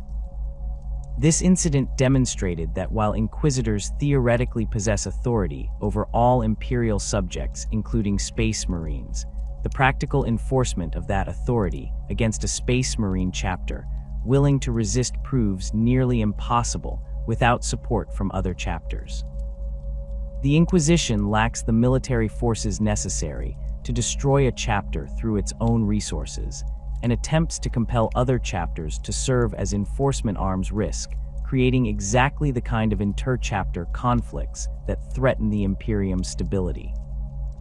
The result creates a situation where Space Marine autonomy remains largely intact despite theoretical subordination to inquisitorial and High Lord authority, with accountability enforced only in extreme circumstances where evidence of corruption or betrayal proves so overwhelming that other chapters accept the necessity of intervention. Successor chapters maintain complex relationships with their founding chapters that operate outside formal imperial legal structures. A chapter created during a founding using gene seed from an established chapter typically maintains informal ties to that progenitor, sharing tactical doctrines, honoring the same Primarch, and sometimes coordinating operations when circumstances bring them into proximity. However, these relationships carry no legal force, and successor chapters operate with complete independence from their founders. The Ultramarines maintain closer relationships with their numerous successors than most chapters, with the various Ultramarine successors sometimes coordinating their efforts and responding to requests from Macragge. But even these ties rest on mutual respect and shared tradition rather than any hierarchical authority. The question of who can hold Space Marines accountable ultimately resolves to the practical reality that Space Marines police themselves through chapter traditions and inter-chapter relationships, with external Imperial authority relevant only in the most extreme circumstances. A Space Marine who violates his chapter's codes faces judgment from his brothers according to chapter law. A chapter that falls to corruption faces destruction by other chapters once evidence of that corruption becomes undeniable. The Imperium's formal legal structures touch Space Marines only at the margins, acknowledging their unique status as the Emperor's Angels of Death who serve the Imperium according to their own judgment, rather than through subordination to bureaucratic hierarchies and conventional chains of command. The commercial apparatus that sustains the Imperium across 1,000,000 worlds operates through legal frameworks as complex and Byzantine as any other aspect of imperial governance. Trade between star systems requires coordination between multiple imperial institutions, each maintaining their own regulations and jurisdictions that merchants must navigate to move goods across the void. The Administratum assesses tithes and monitors commercial activity to ensure imperial revenues reach Terra. The Adeptus Mechanicus controls the manufacture and distribution of advanced technology according to their own doctrines. The Imperial Navy patrols shipping lanes and maintains the infrastructure that makes interstellar commerce possible. Within this framework, two distinct categories of merchants operate with very different legal status and capabilities. The Chartist captains who maintain hereditary trade routes along established shipping lanes, and the rogue traders whose ancient warrants of trade grant them extraordinary privileges to operate beyond imperial borders. The Administratum's Department of Cartography and Trade maintains records of approved shipping routes, commercial licenses, and tithe assessments that govern legitimate commerce throughout the Imperium. These records exist in archives scattered across countless worlds, with no single comprehensive database containing all relevant information.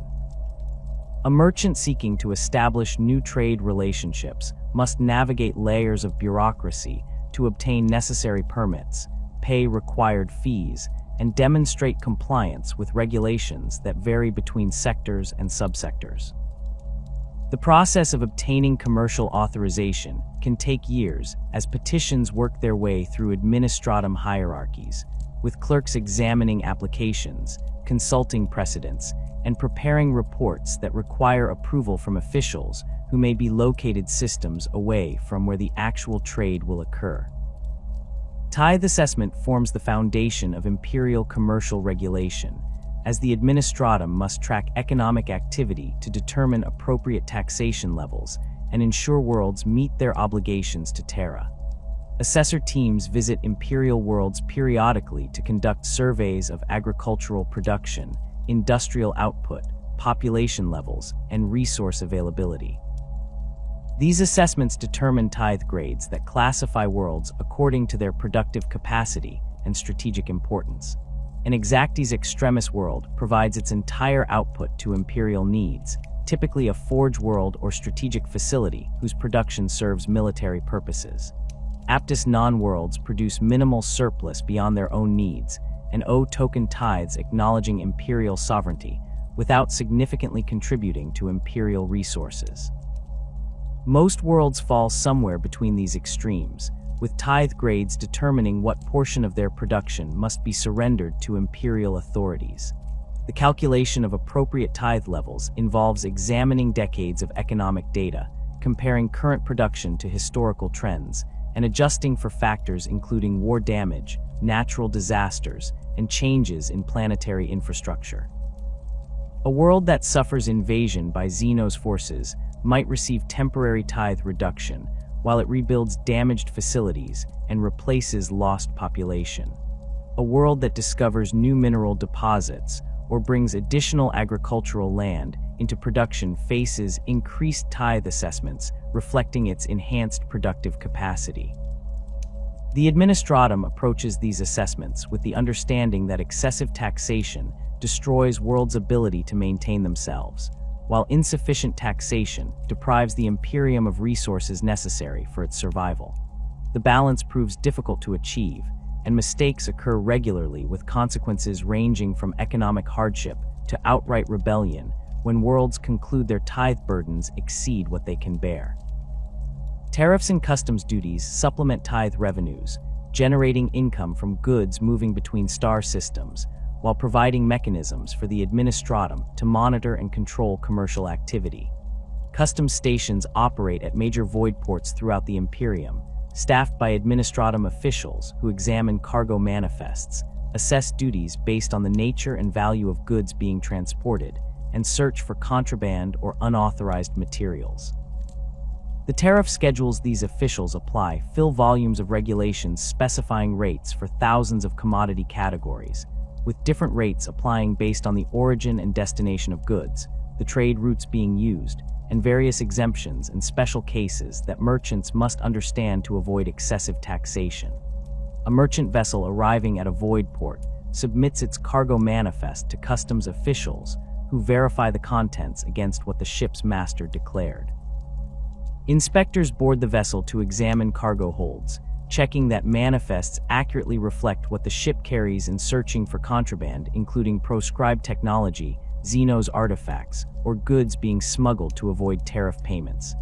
The inspection process can take days or weeks depending on the size of the vessel, the complexity of its cargo, and the thoroughness of local customs procedures. Ships carrying cargoes that match their manifests and contain no contraband receive clearance to unload and proceed with their commercial business.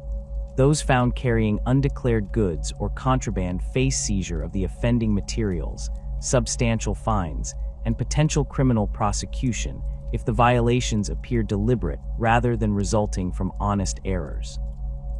The enforcement of commercial regulations falls primarily to Administratum officials who lack the military force necessary to compel compliance from merchants who resist inspection or refuse to pay assessed duties. Customs stations maintain small security forces capable of dealing with individual smugglers or minor incidents, but larger enforcement actions require support from planetary defense forces, the Imperial Navy, or the Arbites when violations rise to the level of imperial crimes. A merchant who refuses to submit to customs inspection faces escalating responses beginning with denial of port access and escalating to the seizure of their vessel if they attempt to conduct trade without proper authorization. Merchants who engage in systematic smuggling or who use violence to resist customs officials face Arbites investigation and prosecution for crimes against imperial commerce. Chartist captains represent the backbone of legitimate interstellar trade, merchant families who have operated specific trade routes for generations under charters granted by the Administratum or inherited from the Great Crusade era. These charters grant exclusive rights to conduct trade along designated routes, protecting Chartist captains from competition while obligating them to maintain regular service and transport Imperial personnel and materials when required. A Chartist captain's vessel might ply the same route for centuries, carrying manufactured goods from forge worlds to agricultural planets and returning with food shipments, establishing relationships with merchants and officials at every port along their route. The hereditary nature of these charters means that Chartist families accumulate knowledge of their roots across generations, understanding local customs, knowing which officials require bribes to expedite cargo processing, and maintaining the commercial networks that make their operations profitable. The legal protections afforded to Chartist captains reflect their importance to imperial commerce and the practical difficulties of maintaining trade across interstellar distances. A Chartist captain operating under valid charter enjoys protection from arbitrary seizure of their vessel, exemption from certain tariffs and fees, and priority access to void port facilities. These privileges exist to ensure reliable commercial service continues even during wartime or other disruptions that might otherwise interrupt trade. The Administratum recognizes that merchants require some assurance of profit to justify the enormous investments required for interstellar trade, and the charter system provides that assurance while maintaining imperial control over who can operate on major trade routes. The obligations accompanying Chartist charters balance these privileges with requirements that ensure imperial interests receive priority over pure commercial concerns. A Chartist captain must transport imperial officials, military personnel, or priority cargoes when requested by appropriate authorities, setting aside commercial shipments to fulfill these obligations. The compensation for such service typically comes in the form of reduced tariffs, priority berthing at void ports, or other considerations rather than direct payment, reflecting the understanding that Chartist captains profit from their exclusive route access and owe service to the Imperium in return. A Chartist captain who refuses legitimate requisitions faces revocation of their charter and the loss of their exclusive trading rights, a sanction that effectively ends their commercial operations and destroys their family's livelihood. The inheritance of Chartist charters follows complex procedures that vary based on the specific terms of individual charters and local customs in the sectors where Chartist families operate. Most charters pass from parent to child within merchant families, with the senior captain designating their heir and ensuring that successor receives training in navigation, commerce, and the diplomatic skills necessary for successful trading operations. Disputes over charter inheritance occur when multiple heirs claim succession rights, when the designated heir proves incompetent, or when a Chartist captain dies without clear succession arrangements. The Administratum maintains courts that adjudicate these disputes, examining the terms of original charters, considering evidence about the qualifications of competing claimants, and issuing rulings that determine who receives authorization to continue operating the route. The relationship between Chartist captains and navigator houses proves essential to their operations, as interstellar travel requires navigators whose unique abilities allow them to perceive the astronomican and guide vessels through the warp. Most Chartist vessels employ navigators on long-term contracts, with merchant families and navigator houses developing relationships that span generations.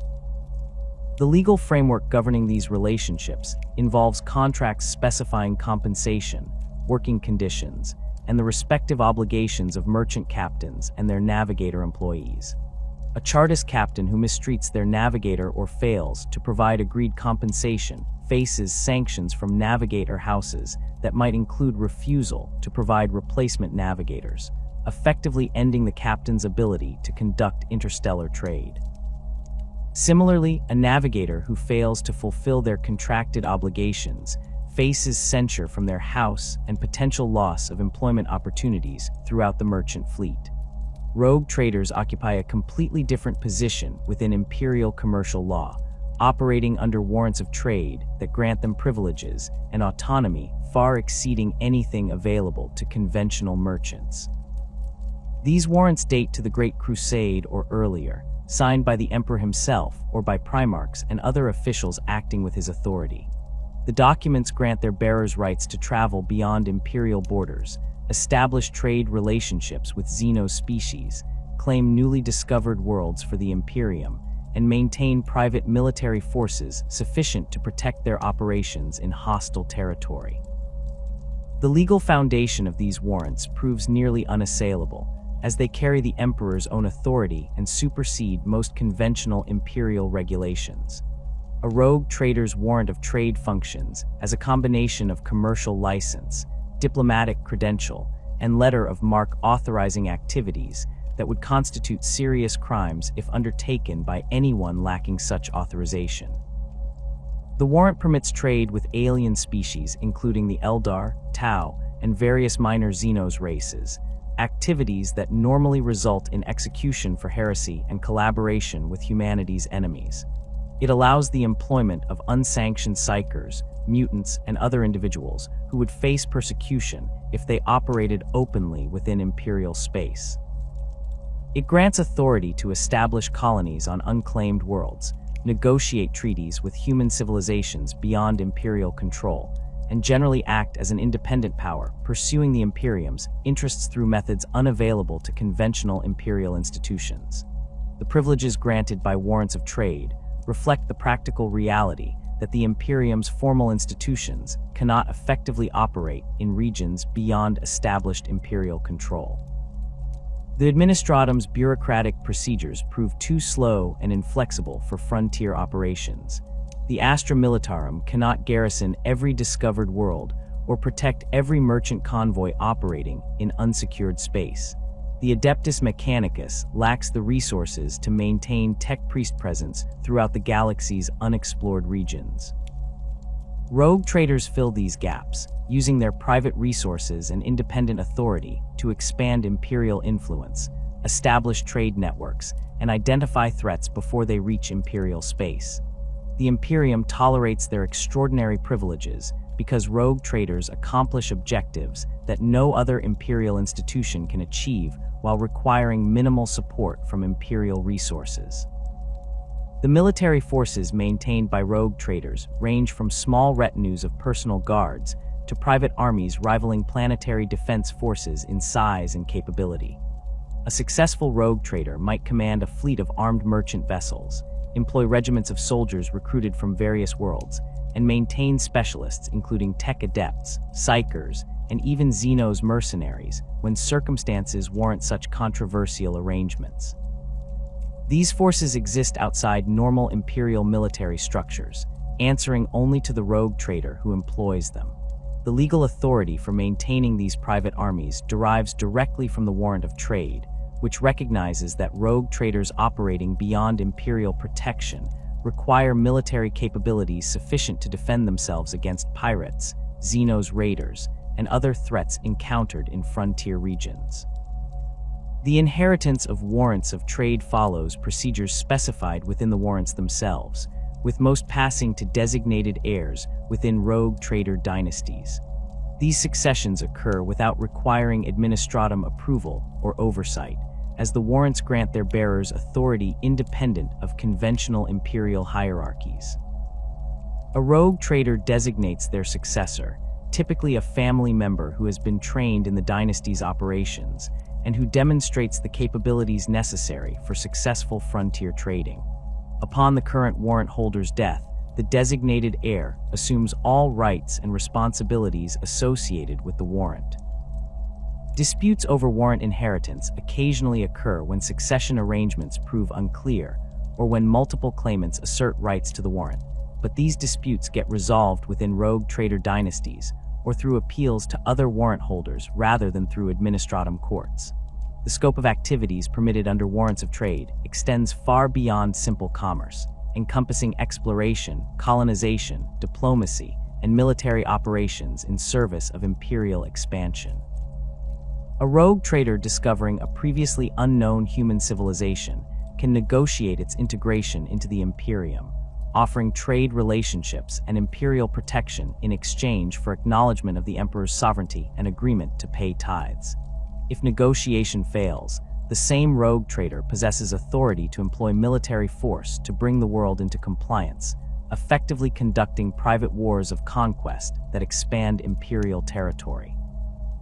Worlds claimed by rogue traders become imperial possessions, though the discovering rogue trader typically retains significant influence over the world's governance and receives preferential trading rights as reward for bringing it into imperial control. The relationship between rogue traders and the Adeptus Mechanicus involves complex negotiations regarding technology, as rogue traders frequently encounter archaeotech and Xenos devices during their explorations, while the Mechanicus maintains doctrines severely restricting who can possess and study advanced technology. A rogue trader who discovers standard template construct technology or other valuable archaeotech faces pressure from the Mechanicus to surrender these discoveries for proper study and veneration. The Mechanicus offers compensation for such surrenders, but rogue traders understand that unique technology provides competitive advantages and prove reluctant to give up valuable discoveries. The resulting negotiations balance the Mechanicus's desire to control all significant technology against the rogue traders' warrant-granted independence and their practical need for advanced equipment to survive frontier operations.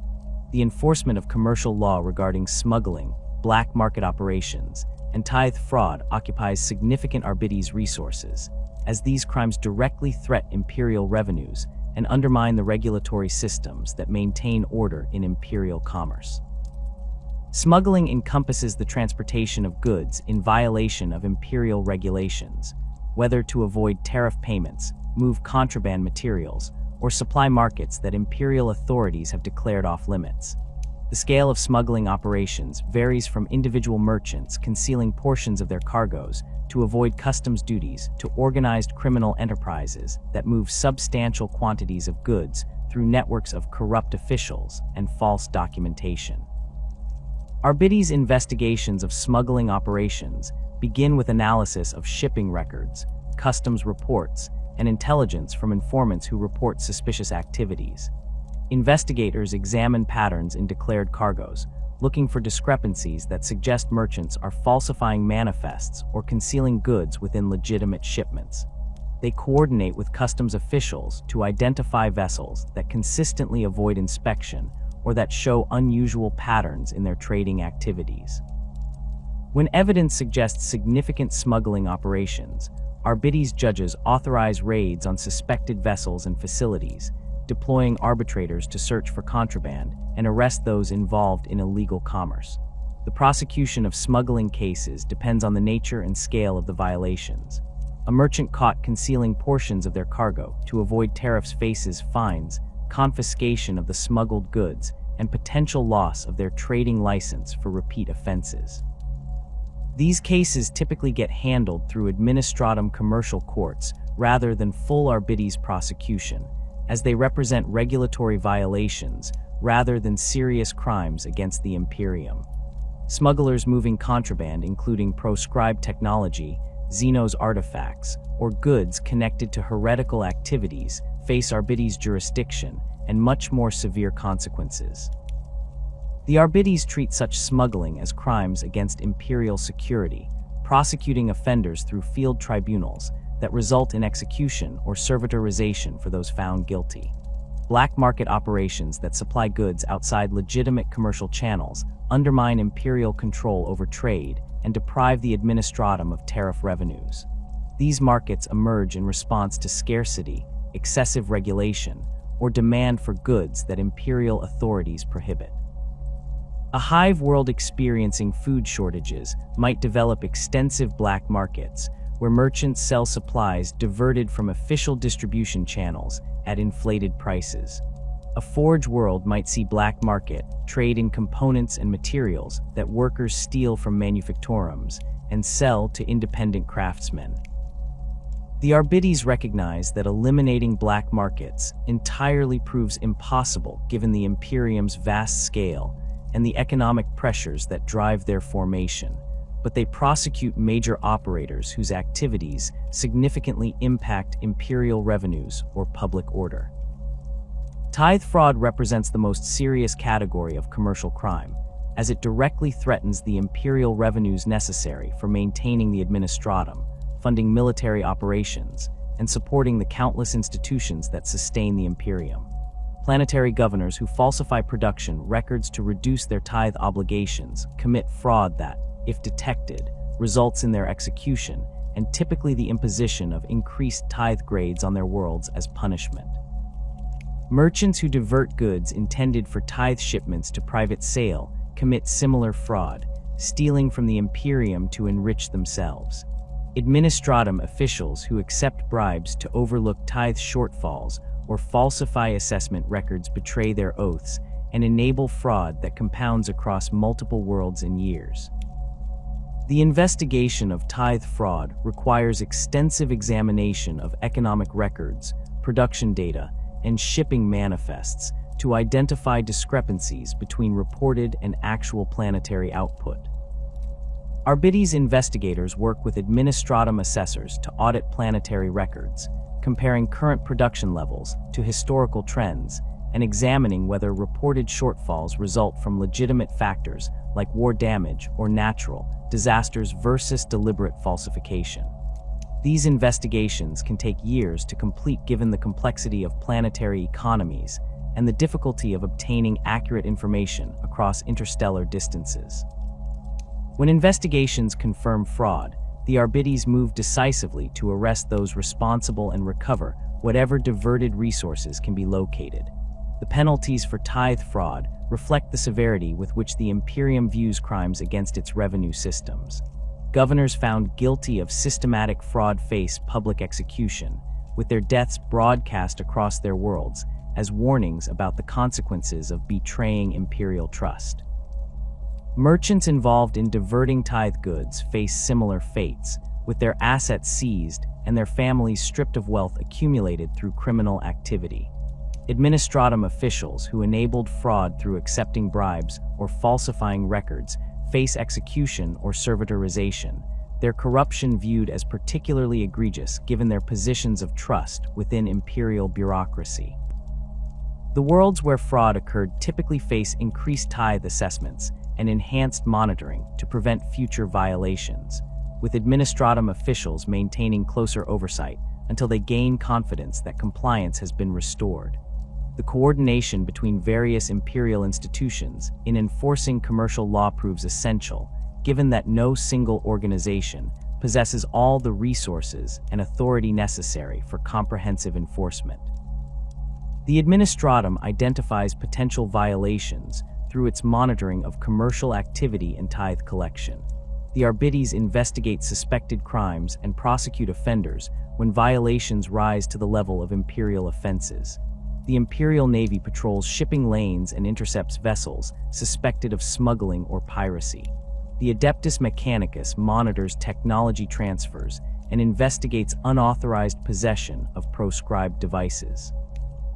These organizations share intelligence and coordinate operations, though institutional rivalries and jurisdictional disputes complicate cooperation and create gaps that sophisticated criminals exploit.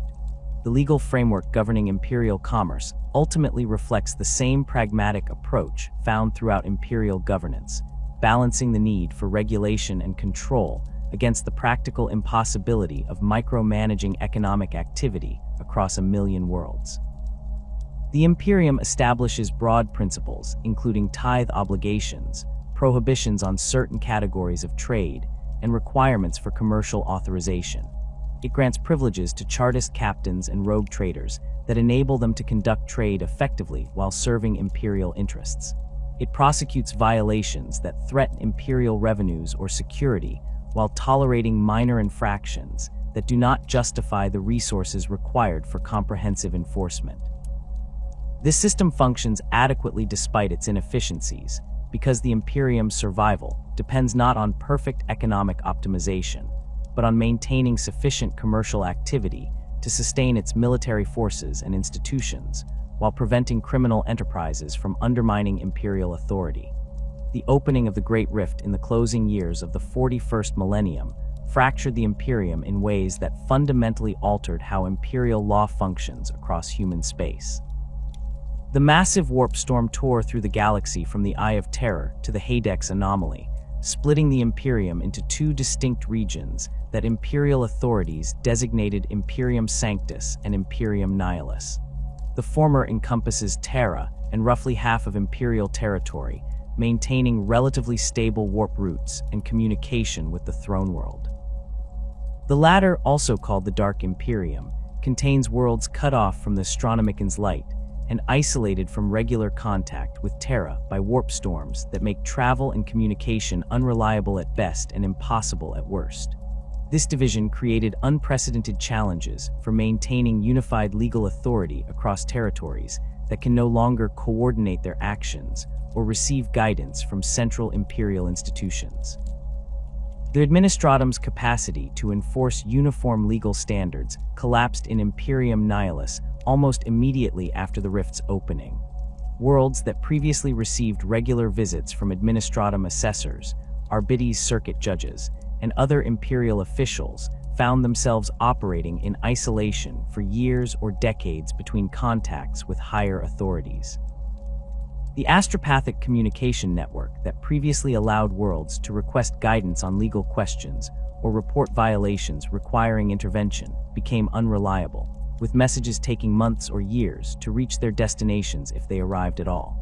Planetary governors who once operated within frameworks of imperial oversight discovered they must make decisions without the possibility of consulting Terra or receiving clarification about how imperial law applies to situations they face. The legal consequences of this isolation manifest differently across various categories of imperial worlds. Hive worlds maintaining substantial Arbites presence continue enforcing the Lex Imperialis according to established precedents, with precinct fortresses serving as repositories of legal knowledge and Arbites, judges interpreting imperial law based on their training and archived records. These judges operate with greater autonomy than before the rift's opening, making decisions that would previously have warranted consultation with segmentum or sector authorities. A judge facing a complex legal question regarding whether a planetary custom violates imperial mandates must now rely entirely on their own judgment, and whatever precedents exist in their fortress archives, knowing that requesting guidance from higher authorities might result in responses arriving years too late to address the immediate situation. Forge worlds under Mechanicus control maintain their own legal systems largely independent of the broader imperial framework, a situation that changed little with the rift's opening.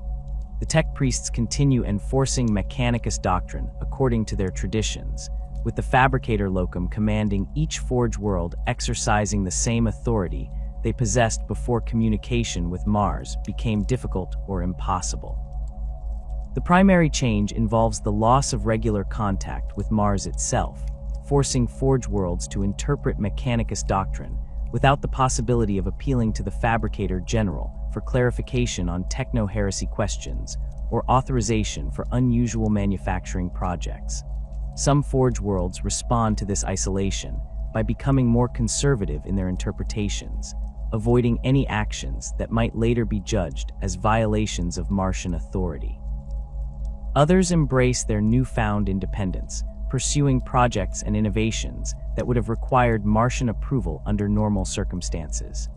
Feudal and feral worlds experience perhaps the least disruption to their legal systems, as these populations always operated with minimal imperial oversight beyond tithe collection and the occasional visit from Arbites or ecclesiarchal officials. A night world's noble houses continue resolving disputes through their traditional mechanisms, with the loss of regular imperial contact affecting primarily the timing of tithe shipments rather than day-to-day governance. The populations of these worlds might not even realize the broader Imperium faces a crisis, as their isolation from galactic events means the Great Rift's opening changes little about their immediate circumstances. They continue following their customs, maintaining their social structures, and preparing whatever tithes they can manage to deliver when imperial ships eventually arrive to collect them. The greatest legal challenges in Imperium Nihilus emerge on civilized worlds that previously maintained close integration with broader imperial institutions. These populations grew accustomed to regular contact with the Administratum, relied on Arbites' presence to supplement local law enforcement, and expected that violations of imperial law would receive attention from higher authorities. The sudden isolation forces these worlds to develop more self-sufficient legal systems capable of addressing threats without external support. A planetary governor facing a suspected genestealer cult infiltration previously could request inquisitorial assistance, knowing that experts in combating such threats would eventually arrive with the resources and knowledge necessary for comprehensive purges. That same governor now must rely on local Arbites, planetary defense forces, and whatever expertise exists within their own administration to identify and eliminate the cult before it triggers an uprising. The Inquisition's operations in Imperium Nihilus demonstrate both the organization's adaptability and the severe constraints imposed by the Rift's disruption of communication and travel. Inquisitors operating beyond the Rift find themselves cut off from their colleagues, unable to request support from other Ordos or coordinate investigations across multiple sectors. An Ordo Hereticus Inquisitor investigating heretical movements must operate with whatever resources they brought with them, or can requisition from local authorities, knowing that calling for Sisters of Battle reinforcements or requesting additional inquisitorial support might result in no response or responses arriving years after the investigation concludes.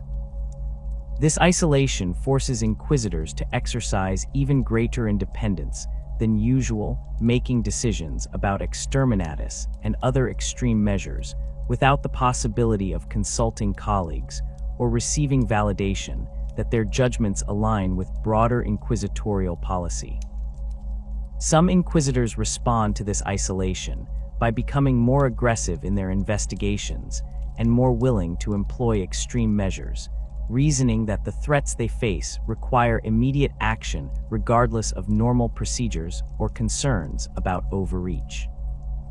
Others grow more cautious, recognizing that mistakes made in isolation cannot be corrected through appeals to higher authorities, and that excessive use of exterminatus or other devastating sanctions might eliminate threats while destroying worlds that could have been saved through more measured responses.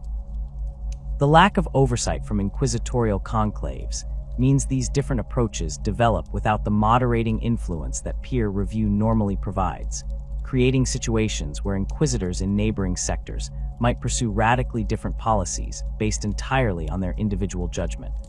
Robute Guilliman's return and assumption of the title Lord Commander of the Imperium introduced new complications to imperial legal systems already strained by the Great Rift's opening. The Primarch arrived with clear visions of how the Imperium should function, informed by his experiences during the Great Crusade and his observations of how 10,000 years of drift have distorted the Emperor's original intentions. Guilliman's legal reforms attempt to restore rationalist principles to imperial governance, reducing the ecclesiarchy's influence over secular matters, streamlining administratum bureaucracy, and re-establishing clear chains of command that the millennia had obscured through accumulated tradition and institutional rivalry. These reforms face resistance from institutions that accumulated power and autonomy during Guilliman's absence. The ecclesiarchy views the Primarch's attempts to separate religious and civil authority as attacks on the imperial creed itself, arguing that faith in the Emperor provides the foundation for all imperial governance, and that distinguishing between spiritual and temporal matters ignores the reality of how the Imperium actually functions. Cardinals and preachers who spent their entire lives operating in systems where religious authority superseded secular considerations resist changes that would subordinate ministorum officials to administratum bureaucrats or Arbites judges in matters the ecclesiarchy considers its proper domain. The administratum's response to Guilliman's reforms proves equally complicated, as the organization's vast bureaucratic apparatus operates according to procedures refined over millennia. Guilliman's demands for streamlined decision-making and faster responses to emerging crises conflict with bureaucratic systems designed to process information thoroughly rather than quickly. A Primarch accustomed to issuing orders and seeing them executed with Space Marine efficiency grows frustrated with Administratum officials who explain that implementing his directives requires years of procedural steps, consultations with various departments, and the preparation of documentation that must work its way through multiple layers of approval before changes can occur. The officials themselves understand that Guilliman possesses the authority to override their procedures, but they also recognize that the Administratum's careful processes exist for reasons that a Primarch focused on military efficiency might not fully appreciate. The tension between Guilliman's rationalist approach and the accumulated weight of imperial tradition manifests most clearly in questions about the Emperor's divinity and the role of faith in imperial governance. Guilliman remembers the Emperor as his father and creator, a being of immense power and vision, but fundamentally a man rather than a god. The imperial creed that developed during his absence teaches that the Emperor represents humanity's one true deity, that worship provides spiritual protection against chaos, and that faith matters more than reason in determining proper conduct. Guilliman cannot simply declare the imperial creed false without triggering crises that would fracture the Imperium more thoroughly than any military threat. He must work within systems built on foundations he considers flawed, attempting to reform institutions without destroying the faith that sustains billions of imperial citizens. The practical implementation of Guilliman's legal reforms proceeds unevenly across Imperium Sanctus, with some sectors embracing changes, while others maintain traditional practices despite official directives from Terra. A sector where Guilliman personally oversees implementation sees rapid adoption of new procedures, as local officials recognize that defying a Primarch's direct orders invites consequences they cannot survive. Sectors distant from Guilliman's attention continue operating according to established precedents, with officials reasoning that the new directives represent temporary aberrations that will fade once the immediate crisis passes and normal imperial governance resumes. The Administratum's vast scale and communication delays mean that even officials who genuinely wish to implement reforms face years of effort translating general principles into specific procedures applicable to their local circumstances. The Arbites' response to Guilliman's reforms demonstrates the organization's fundamental conservatism and commitment to established precedent. Arbites' judges spent their entire careers learning to interpret and enforce imperial law as it existed before Guilliman's return. The Primarch's directives create situations where judges must choose between following new orders from the Lord Commander and maintaining consistency with precedents established over millennia. A judge facing this choice typically defaults to established precedent unless Guilliman's directives address the specific situation so clearly that ignoring them would constitute open defiance. This approach preserves legal consistency and prevents the chaos that would result from judges arbitrarily abandoning established interpretations, but it also slows the implementation of reforms and creates situations where different judges apply conflicting standards based on their individual assessments of whether new directives supersede old precedents. The increasing influence of the ecclesiarchy in legal matters represents a trend that predates Guilliman's return, but accelerated during the crisis following the Great Rift's opening. Populations facing demonic incursions, Xenos invasions, and the general horror of the Dark Imperium turned to faith for comfort and explanation, with the Ministorum providing spiritual guidance that helps citizens endure circumstances that would otherwise break their will to resist. This increased reliance on faith translates into greater ecclesiarchal influence over governance, as planetary populations defer to cardinals and preachers on matters ranging from criminal justice to economic policy. A cardinal who declares a particular practice heretical finds local authorities eager to suppress it regardless of whether the practice actually violates imperial law, as officials recognize that defying the ecclesiarchy risks triggering religious unrest more dangerous than whatever threat the practice itself posed. The blurring of religious and civil law creates situations where crimes get defined primarily in spiritual terms rather than according to established legal categories. A citizen accused of heresy faces trial before ecclesiastical courts, where cardinals determine guilt based on theological arguments, and the accused's demonstrated faith rather than examination of evidence according to legal procedures. The punishments imposed reflect religious rather than legal considerations, with sentences designed to save souls and demonstrate the emperor's mercy or wrath, depending on whether the accused shows genuine repentance. These ecclesiastical proceedings operate parallel to Arbites jurisdiction, creating confusion about which authority properly handles specific cases and generating conflicts when Arbites judges conclude that ecclesiarchal courts convicted individuals who violated no actual imperial law. The rise of faith-based judgment over evidence-based prosecution accelerates in regions where traditional legal institutions prove unable to address the scale of threats populations face.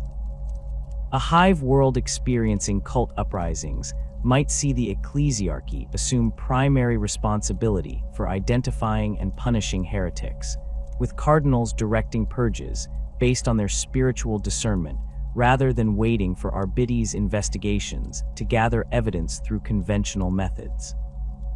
The resulting purges eliminate genuine threats, but also sweep up innocent citizens, whose only crime involves appearing suspicious to zealous preachers or failing to demonstrate sufficient faith during mass religious observances. The Arbites recognize these purges violate proper legal procedures, but judges also understand that intervening against ecclesiarchal actions risks undermining the faith that holds populations together during crises when rational governance alone proves insufficient. Emerging threats to imperial law include genestealer cult infiltration of legal institutions themselves, a development that demonstrates the insidious nature of tyrannid vanguard organisms and the difficulty of maintaining secure institutions across the Imperium's vast territories. Genestealer cults operate through multi-generational infiltration, with infected individuals appearing entirely human while harboring genetic corruption that passes to their offspring. These cultists infiltrate every level of imperial society, including planetary governments, administratum offices, and even Arbites precincts. A judge who unknowingly employs cultist clerks finds their investigations compromised as evidence disappears, witnesses receive intimidation, and cult members receive warnings about impending raids. The cultists work patiently across decades, positioning themselves in key positions where they can protect the cult's growth while appearing to serve imperial interests. The detection of genestealer infiltration within legal institutions requires vigilance that proves difficult to maintain given the Imperium's countless other threats. Arbites judges investigating unusual patterns in criminal cases might notice that certain suspects consistently escape conviction despite strong evidence, that witnesses frequently recant testimony, or that evidence gets lost with suspicious regularity. These patterns suggest corruption rather than genestealer activity initially, leading investigators down false paths while the cult continues spreading. Only when investigators examine genetic samples or observe suspects displaying obvious hybrid characteristics does the true nature of the infiltration become apparent, typically after the cult has compromised significant portions of local institutions. The response to confirmed genestealer infiltration within Arbites precincts or other legal institutions requires complete purges that eliminate not merely identified cultists, but anyone who might have been exposed to their influence. An Arbites precinct fortress discovered harboring genestealer hybrids faces systematic investigation of every member, with genetic testing and psychic screening employed to identify all compromised individuals. The infected face immediate execution, their bodies burned to prevent any possibility of genetic material spreading. Their families undergo similar testing and face execution if genetic corruption appears in any member. The records and cases these cultists handled receive complete review to identify any miscarriages of justice or compromised investigations that require reopening. The entire process can take months and effectively paralyzes the precinct's normal operations, but the alternative of allowing genestealer taint to persist proves unacceptable. Chaos corruption of Arbites precincts represents an even more insidious threat than genestealer infiltration, as demonic influence operates through spiritual corruption rather than genetic infection. A judge who begins consulting forbidden texts seeking knowledge to address difficult cases might find themselves gradually influenced by the very materials they study. An arbitrator who witnesses demonic manifestations during investigations might develop psychological vulnerabilities that entities exploit to establish footholds in real space. The corruption spreads through social networks as compromised individuals recruit colleagues, subordinates, and family members into practices that begin innocuously but escalate into full chaos worship. A precinct fortress that falls to chaos corruption becomes a base for spreading taint throughout the surrounding territory, with corrupted judges using their authority to protect cultists, suppress investigations of heretical activity, and gradually transform their jurisdiction into a breeding ground for demonic incursion. The Inquisition maintains specialized teams for investigating suspected chaos corruption within imperial institutions, recognizing that organizations like the Arbites require particular attention given their authority and access to information about threats throughout their jurisdictions. An inquisitor investigating a potentially corrupted precinct operates with extreme caution, as alerting the targets to investigation allows them to destroy evidence, eliminate witnesses, and potentially flee before they can be apprehended. The inquisitor employs external agents to gather intelligence, monitors communications for signs of heretical activity, and builds comprehensive cases before revealing their presence. When the investigation confirms corruption, the Inquisitor coordinates with loyalist Arbites from other precincts or with military forces to assault the compromised fortress, overwhelming its defenders and capturing or killing all personnel before they can mount effective resistance or summon demonic aid. The challenge of maintaining order in an increasingly fractured Imperium extends beyond specific threats like genestealer cults or chaos corruption to encompass the broader question of whether imperial law can function effectively when the Imperium itself no longer operates as a unified entity. The Great Rift created two Imperiums that cannot coordinate their legal systems or maintain consistent interpretations of the Lex Imperialis. Guilliman's reforms introduce changes that some sectors embrace while others reject. The ecclesiarchy expands its influence over legal matters in ways that conflict with traditional separations between religious and civil authority. These developments create an Imperium where the meaning of imperial law varies significantly based on location, the temperament of local authorities, and the specific threats populations face. The Arbites adapt to these circumstances by emphasizing core principles of imperial law while accepting that specific applications must vary based on local conditions. A judge operating in Imperium Nihilus recognizes they cannot enforce imperial law exactly as it functions in Imperium Sanctus, as the isolation and constant threats require flexibility that peacetime enforcement would not permit. The judge focuses on maintaining essential imperial authority, ensuring that planetary governors acknowledge Terra's sovereignty even if they cannot communicate with the throne world, suppressing heresy and rebellion that threaten imperial cohesion, and preserving the fundamental principle that imperial law supersedes local preferences when the two conflict. This approach maintains imperial legal authority in principle while acknowledging that practical enforcement must adapt to circumstances that the Lex Imperialis' original architects never anticipated. The future of imperial justice depends ultimately on whether the Imperium can restore communication and coordination between its fractured territories, or whether the division created by the Great Rift becomes permanent. If warp roots stabilize and the Astronomican's light penetrates Imperium Nihilus, the Administratum can resume coordinating legal interpretations across the galaxy. The Arbites can re-establish their networks of precinct fortresses operating according to consistent precedents, and the Inquisition can coordinate investigations across sectors rather than operating in isolation.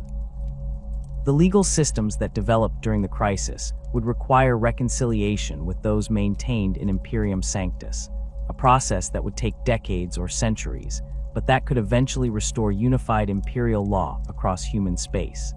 If the division proves permanent, imperial law will continue fragmenting into regional variations that share common origins, but diverge increasingly as isolated populations adapt to their specific circumstances.